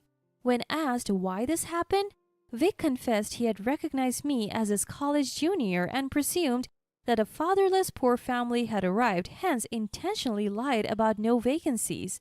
I was frustrated by the evil treatment and immediately posted a complaint on social media about being treated like that at a luxury hotel. I think at the time I was writing just the facts and my emotions. Soon after we were kicked out, Vic seemed to have called me after the upscale hotel suddenly received several calls with complaints. Apparently, the complaint calls were mainly from school officials. They told the parent company of the luxury hotel, "Your staff lacks proper training. We are taking our future school trips to other hotels." Vic found out my mom is well known in the education sector. He hoped she could help him undo the damage. That's why he kept calling, wanting to speak with me. My blog has a good following among my mom's friends and colleagues. She often boasts, "She's my daughter." Vic seems to think my mom spread the word on social media, but mom is technologically challenged. She can just barely use a computer. The blog post was all me. Vic, not knowing this, had been asking my mom to correct the blog. I burst into laughter when I heard, I'm the one who wrote it. Mom is absolutely hopeless with technology, I explained. While Mom proudly pulls out an outdated flip phone from her purse and says, see, it wasn't me. How rude. Nothing is scarier than my mom's smile. How dare you underestimate my daughter? Why did you assume we are poor? Mom confronts Vic with a stern look. I thought people with drive beat-up old cars would be okay with a rundown B&B next door. Vic stutters. It's true that we arrived in an outdated compact car. Our minivan was in an accident, so we were using a loaner. Vic saw the car and thought we couldn't afford a luxury car. An older man then walks in. Customers are customers, no matter what. Haven't I told you this enough? You haven't been treating other guests like this, have you? He scolds. Owner. Vic mumbles, avoiding eye contact. From their resemblance, he must be Vic's father.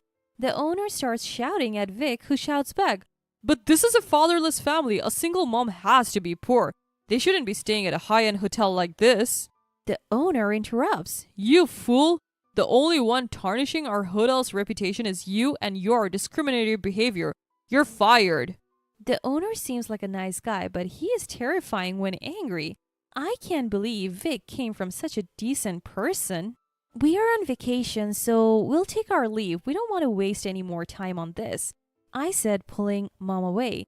The owner and Vic continue arguing in a corner of the lobby, drawing the attention of newcomers.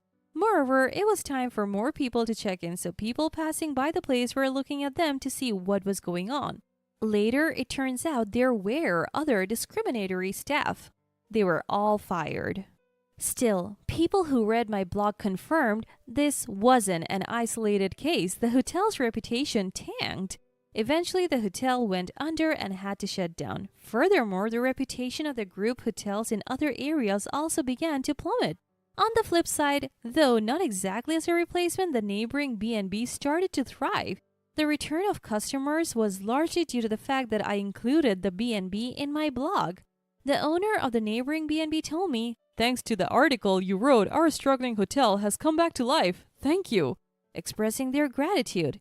In addition, travel agencies that had contracts with the luxury hotels started pitching deals to the B&B. However, my husband's travel agency took the initiative to secure an exclusive contract with them. My family and I really liked this B&B, and we have been visiting it 1 or 2 times a year since. As someone who writes a blog, I have been reminded of how powerful the internet can be in both good and bad ways. I have always written based on real experiences, but I'll be even more careful going forward to write articles that are actually helpful. Thanks for covering the bill. I went ahead and canceled yours. Staying in a luxury hotel on my wife's dime? Life doesn't get better than this. Haha. I hear my mother-in-law and husband chuckling loudly. By all means, have a great time. Their laughter suddenly stops when I say this with a smile.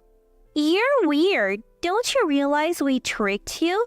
Wouldn't most people be upset? I haven't been tricked at all. You see, I haven't paid a cent for this trip. My name is Laura, a 32-year-old housewife. I met my husband James through work. He was a client, and we had worked together several times when he invited me to dinner. Since we were the same age, we quickly found common interest and hit it off. We started going out for meals and dates, and before long, we began dating. Fast forward 1 year and we were married. We have now been married for 2 years. But that doesn't mean our married life has been a continuous honeymoon. At first, James was incredibly kind and always treated me with care. So I put a lot of effort into housework to make him happy. James wanted me to be a stay-at-home wife, so I quit my job and fulfilled that role. Every day, I prepared breakfast, made lunch, and cooked elaborate dinners. I also kept the house clean, doing the laundry and all sorts of chores. diligently. Life is so comfortable with you around. You're really helping me out. James used to say that and appreciate my hard work. I was able to give my all each day because of that. However, as we reached the 2-year mark, the spark we had as newlyweds seemed to fade. Lately, I've noticed James growing more indifferent. No matter what I do for him, he doesn't seem to react anymore. Tonight, I made your favorite fried chicken. Alright. Was work tough today? Yeah, I guess so. I filled a bathtub for you, so feel free to take a bath whenever. Yeah, whatever. My husband seemed disheartened whenever I spoke to him, offering nothing more than half-hearted acknowledgments. He used to come home from work on time when we first got married, but he's been coming home later and later. He also started going out for drinks without telling me, which often resulted in wasted dinners I had prepared. Is this what they call the 7-year itch? I miss the good old days when we were a loving couple. Was that too much to ask for? But there was another thing bothering me. It was the presence of my mother-in-law, Rose.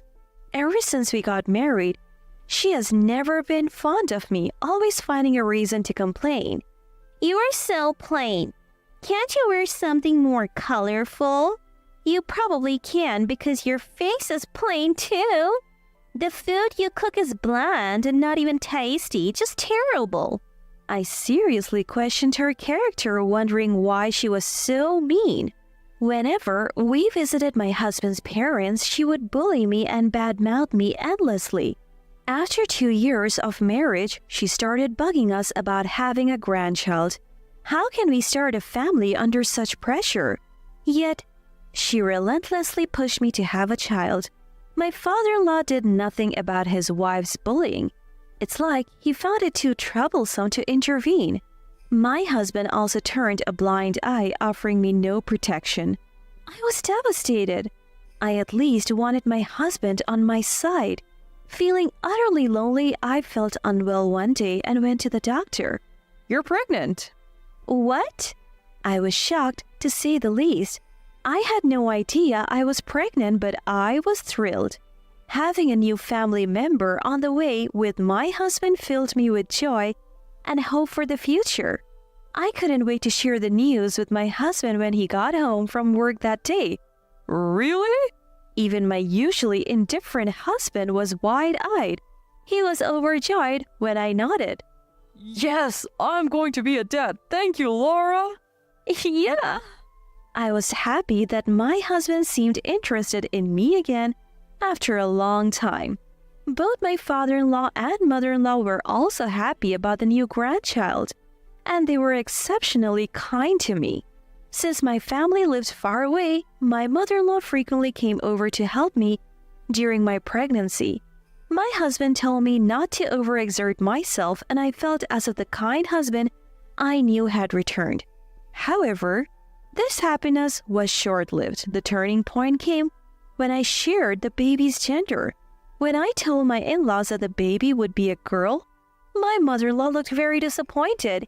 You can't even give birth to a boy, huh? With those harsh words, my mother-in-law made her opinion known. For a second, I wasn't quite sure what she had said, but apparently, she's old-fashioned and thinks it's crucial to have a boy. Once she learned the baby was a girl, she stopped all support during my pregnancy. That meant I had to handle everything on my own when I was feeling my worst. As for my husband, he didn't seem to care about the baby's gender, but he started complaining when I got sick and couldn't keep up with the housework. You didn't make dinner again and you've been lounging on the couch? I'm sorry. I'm not feeling well. Don't be such a baby. I have to go to work even when I'm sick. You're a housewife. Housework is your job. His lack of consideration for my condition hurt me deeply. The only hope I had was the baby inside me and the thought that we would meet soon. And then I safely gave birth to our daughter. Seeing her for the first time filled me with joy. My husband was also thrilled and emotional when he saw his newborn daughter. She is as cute as an angel. I thought the three of us could finally be a happy family. But when we got home from the hospital, he reverted to his cold, distant self. While I do love my daughter, my husband would always leave her to me when she cried. He never bothered with things like changing diapers or giving her a bath. Even when the already busy task of parenting, he didn't consider that and would selfishly ask, What about dinner? Or, is the bath ready? Little by little, I started to lose trust in him. The thought of divorce crossed my mind, but our daughter had just been born and I couldn't go to work. So all I could do was wait until she grew up. The only silver lining was that I didn't have to visit my husband's parents because of the childcare. My mother-in-law wasn't interested in my daughter, so my husband didn't complain when I said I didn't want to go. Time flew by while I was focused on raising my daughter, and before I knew it, she turned 3.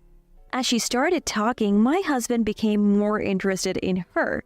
Though our relationship had cooled, I appreciated his effort as a father. But something started to bother me. Over the past year, he had been acting strangely. He started caring more about his appearance. He used to just let his hair grow out until I told him to get a haircut. Lately, though, he's been going to the salon himself and getting stylish haircuts. He's also started wearing cologne and has been shopping for clothes like crazy.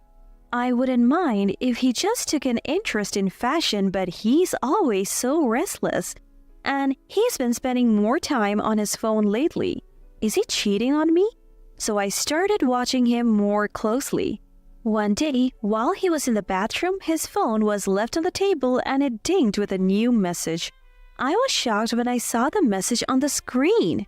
It was from a woman named Jennifer saying, "Looking forward to seeing you tomorrow night," accompanied by a lot of heart emojis. I thought he was supposed to be going out for drinks with his co-workers tomorrow. Was he lying and actually meeting up with this woman? Once you start suspecting, everything seems suspicious. I couldn't shake my unease, so I decided to hire a private investigator. Weeks later, the results confirmed my worst fears. He was indeed cheating. Apparently, it's a female colleague from work.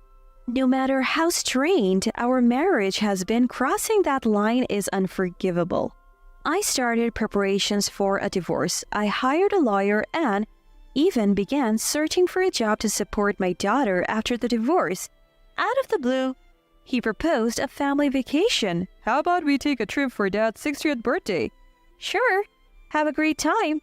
Don't be cold, you're coming too, right? What? I was shocked. I never expected him to say something like that. What's the deal? You've acted like you're not interested in me. Likewise, you didn't seem interested in me either. Dad's turning 60. We should all celebrate together, so help me out here. I didn't really want to go, but when he mentioned the dates, I came up with a plan. Fine, we will leave our daughter with my sister. Thanks. Also, you can handle the hotel and flight bookings? What? I'm busy on weekdays, so I would like you to take care of it. All right. Really appreciate it. Just put it on the credit card. I'll pay you back later. What? Apparently, there are benefits if we pay by credit card. Well, all right. I was hesitant but came up with a plan for that too. He was delighted that I agreed to handle everything. But I was delighted for a different reason. It's time for revenge for betraying me. About a month later, the day for father-in-law's 60th birthday trip arrived. I drove to the airport with my husband. There, we finally reunited with his dad and mom after a long time. A long time no see, Lara. It's been a while. You haven't changed a bit, still looking plain as ever. And Rose, you're still carrying extra weight.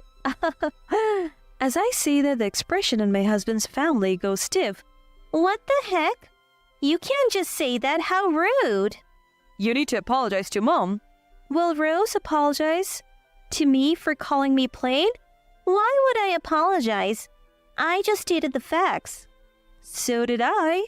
Hey, enough! Don't insult Mom!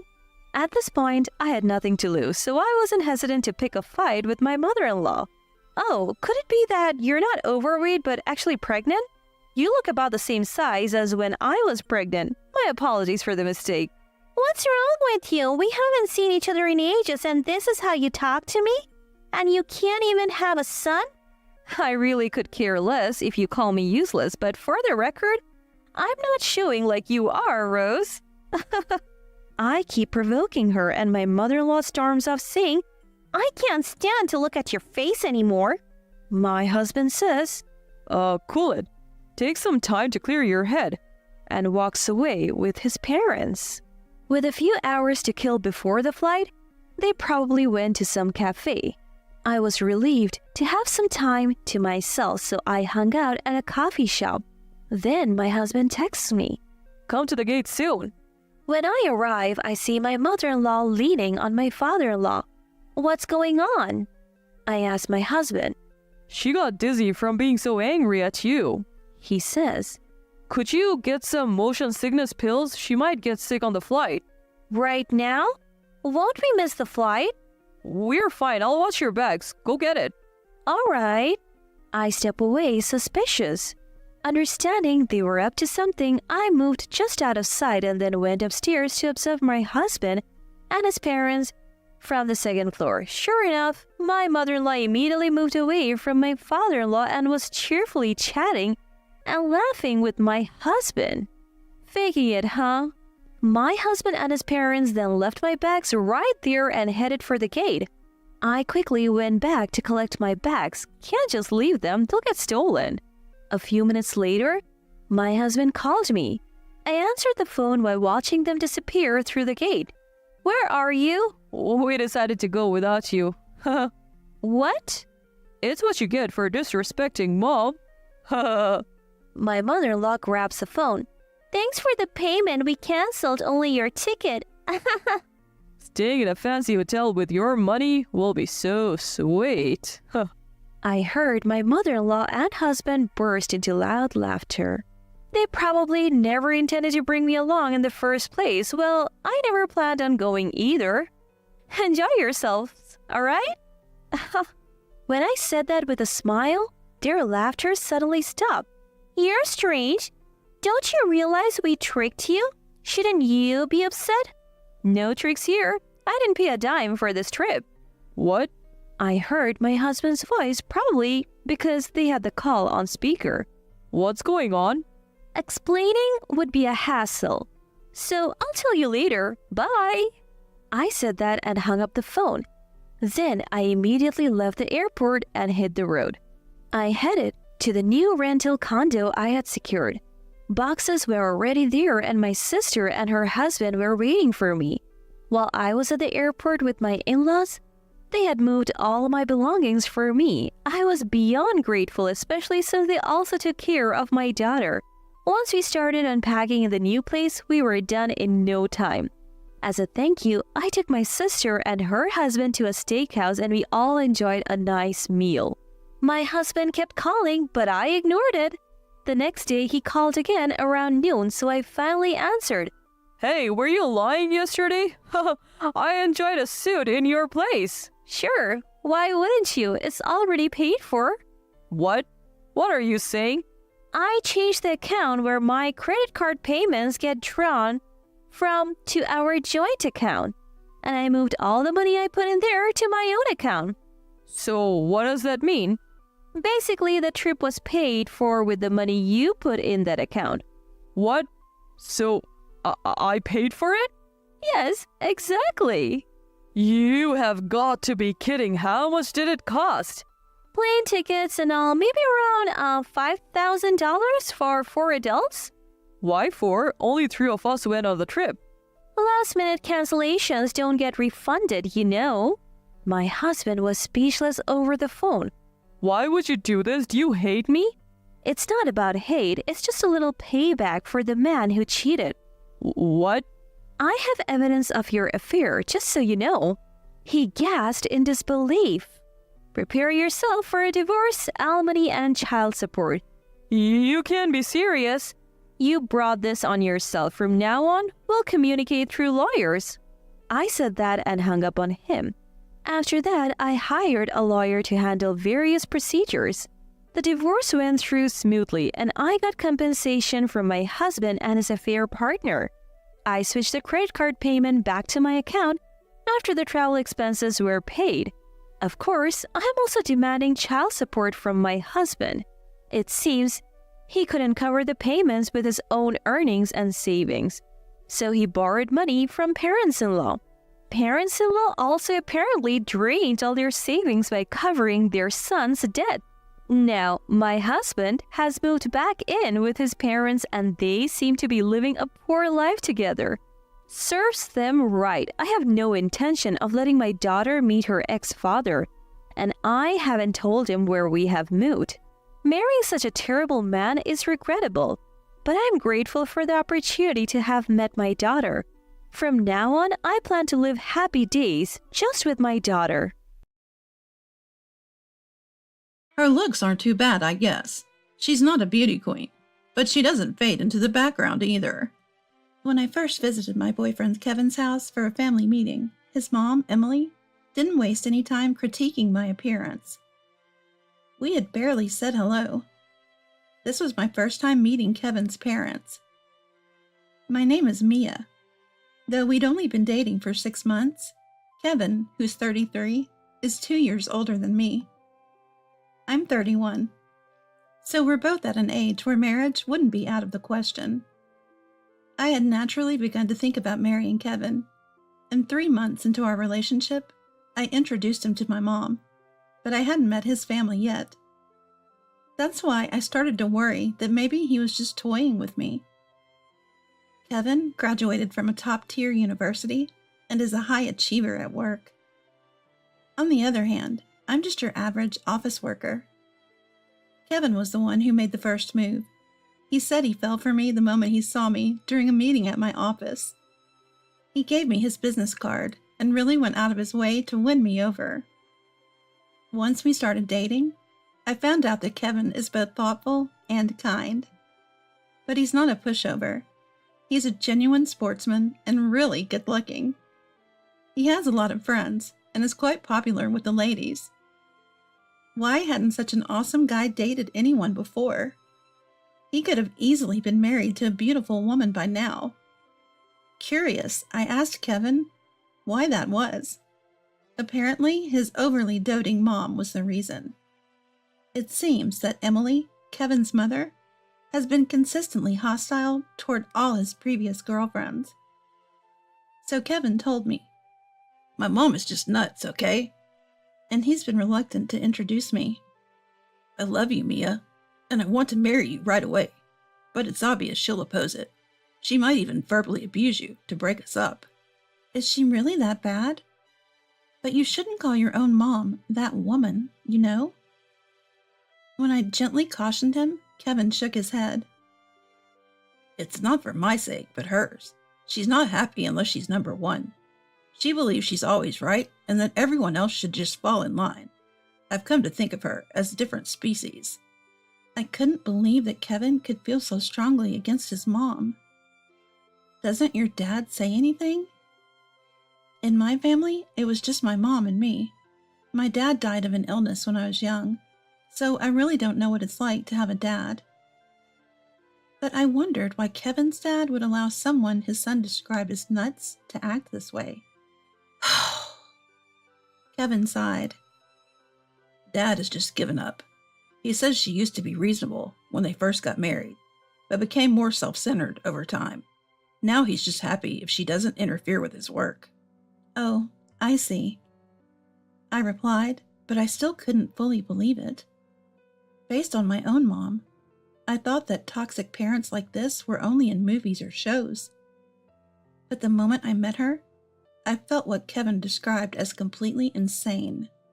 Emily's sudden outburst left me speechless for a moment. Immediately, Kevin said, Mom, that's rude, in anger. Andrew, Kevin's dad, also gave Emily a stern look and said, Cut it out. But Emily didn't care. What's the big deal? I'm just speaking my mind. Even though she claimed to be complimenting me, it clearly seemed malicious. Andrew just sighed and kept quiet. Kevin angrily retorted, That's not a compliment. You're just trying to pick a fight. Emily laughed mockingly. After all, Mia, you come from a single-parent home, right? You're not suitable for marriage with Kevin. More hurtful words followed. The first family meeting went like this from start to finish. I felt more drained than I had imagined. On the way home, when Kevin offered to drop me off, another argument broke out. Emily threw her hands up in exasperation. Why do I have to drive Mia home when Kevin is already back? Mia, you need to speak up and say you don't need a ride. Just go home by yourself. Mom, I said I want to take Mia home, so why are you blaming her? Are you losing it? Kevin fired back, clearly frustrated. You see, Kevin is usually a calm guy. It was the first time I had seen him angry all day, and I was beginning to think he had a point about his mom being totally crazy. No wonder Kevin didn't want to introduce us. If this is what the first meeting is like, what's next? I started to feel anxious. I love Kevin, but I had zero confidence that I could get along with Emily. Sorry about that. My mom's behavior is just embarrassing. Kevin apologized as we drove home. It's okay. Your mom sure has a unique way of seeing things, I responded cautiously. Tell me about it. First she opposed our marriage, and now she says if we're getting married, it better be a big ceremony. Kevin sighed. In fact, just before at Kevin's house, his dad Andrew had asked, What are you planning for the wedding? Kevin and I are both in our 30s. Andrew seemed to think this meeting was for discussing wedding plans.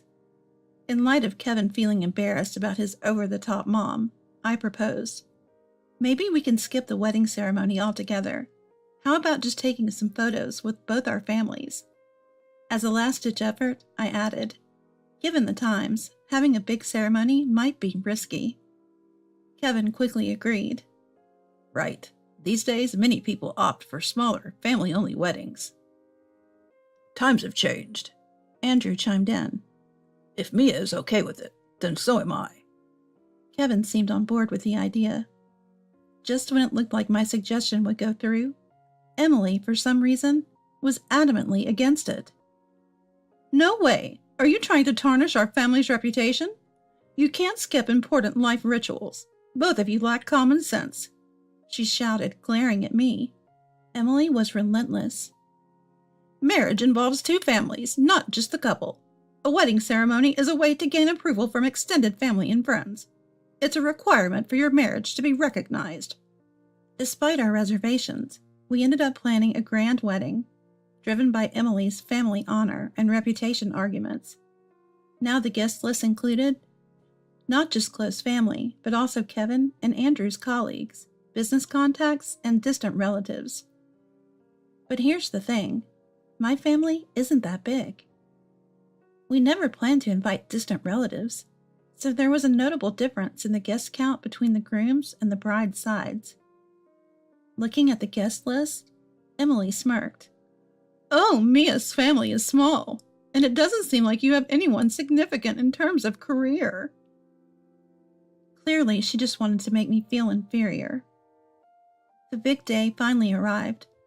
Almost everyone we invited showed up, and the wedding ceremony began smoothly, without a hitch. Between the performances of friends and a heartfelt speech from a mentor, the vibe was electric. I alternated between chatting with friends and colleagues and keeping an eye on Emily's actions. Emily was busy pouring drinks for various guests, passionately engaged in conversation. I couldn't hear exactly what she was saying, but her smug expression and the subtle reactions of her listeners gave me a pretty good idea. Probably bragging about Kevin and bad-mouthing me. What caught my attention was that people were also pouring drinks for Emily in return. She'd empty her glass and move to the next table, her face red and her steps unsteady. Kevin and I, while not saying anything, watched her nervously. I looked around for Andrew and found him oblivious, caught up in high spirits with his boss and colleagues. I was hoping everything would end smoothly, but the drama unfolded at the very end of the ceremony. During the letter segment from the bride to the parents, I expressed my gratitude towards my late dad and the mom who raised me. Mom was holding Dad's portrait close, already tearing up as she listened to my words. I really can't thank you enough, Mom, for raising me as a single mom after Dad passed away. I remembered times when I was sad that Dad couldn't attend school sports events, and how I cried when I got teased for not having a dad. During my teenage years, I was defiant and stopped talking to Mom. I regretted not being more filial and cherishing our time together. I broke down halfway through reading, tears smudging my makeup. I was so emotional, I even got hiccups, but I managed to finish my speech. Sniffles and choked up voices filled the room as people were touched by my words. A tipsy uncle from the family shouted, "Go, Mia!" warming the atmosphere. Yet only Emily, who was clearly intoxicated, wore a scowl on her face. The host announced, "Next, we have gifts for the mom of both families." And Kevin and I handed a large bouquet of flowers to each of our moms. The staff turned the microphone to my mom, who said, "Thank you so much. You've grown into such a wonderful person. I'm so happy." She then thanked everyone in the room. "I appreciate everyone who's been watching over Mia with us and for being here today." Just as the staff directed the mic toward Emily, she snatched it. Everyone was shocked. Emily bluntly said, "Mia's mom spoke nicely, but let's be clear. You didn't raise her alone. You got help from men, didn't you? I'm not thrilled to take in the daughter of such a lowly single mother, but I guess we can reform her." The room went dead silent. Emily, pleased with herself, concluded, "I'm quite forgiving." Even I, Kevin, and Andrew couldn't stop her in time. Kevin was speechless. Andrew's face went from happily tipsy to bright red with his mouth hanging open. I couldn't let it slide when she spoke about Mom. I glared at Emily and said, "No, you don't need to be forgiving." I didn't have a mic, but my words carried in the quiet room. "Is it that bad if Dad isn't around? Everyone has a limited time sooner or later. You can't control that, can you? You say Emily is poor and she's from a single mother family, but people who are rich with both parents do bad things too.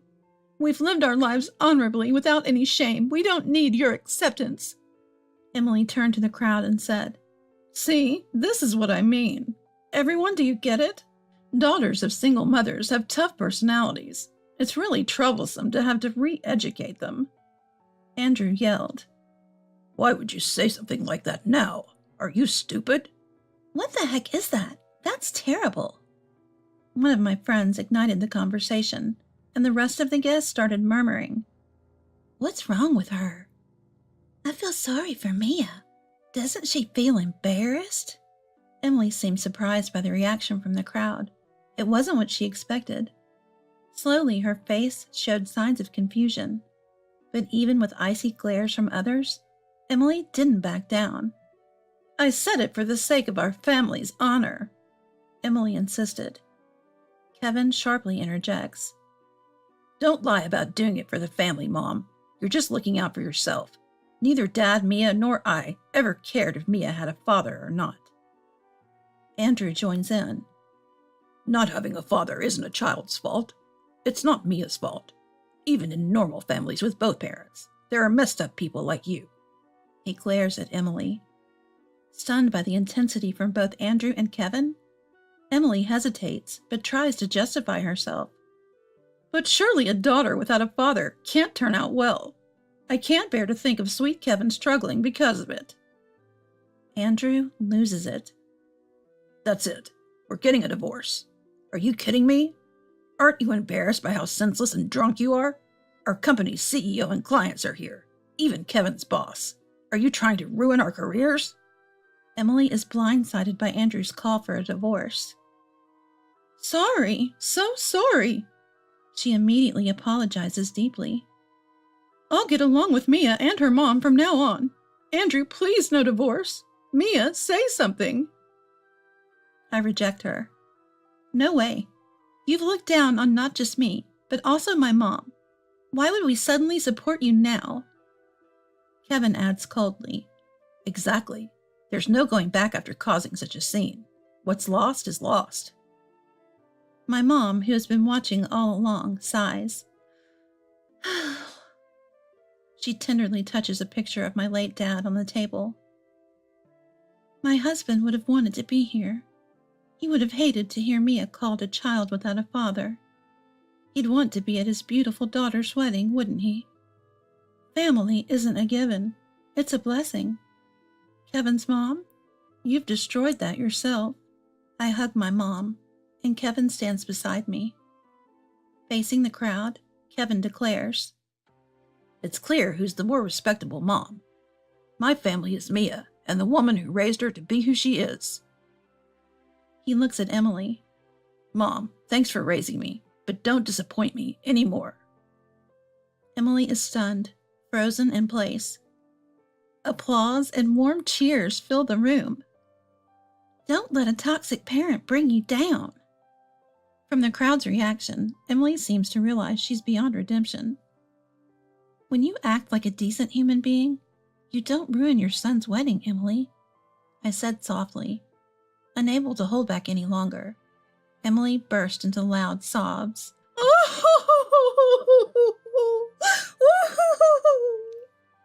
After that, the wedding became legendary in its own way.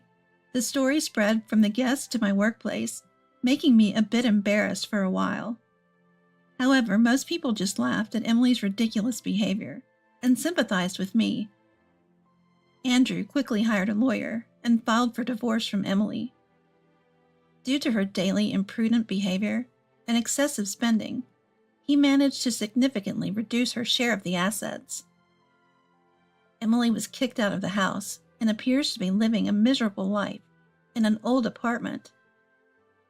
I later found out that the so-called prestigious family background was only on Kevin's father's side. Emily was actually from an ordinary middle-class family. She was just exploiting other people's success and power. She even had to pay us in full for the damages and emotional stress she caused at the wedding. Despite that wedding disaster, Kevin and I are doing well. He stood up for me, and I fell even more in love with him. Emily, who used to trouble Kevin, is gone. Now Kevin and I are looking forward to building a happy home together.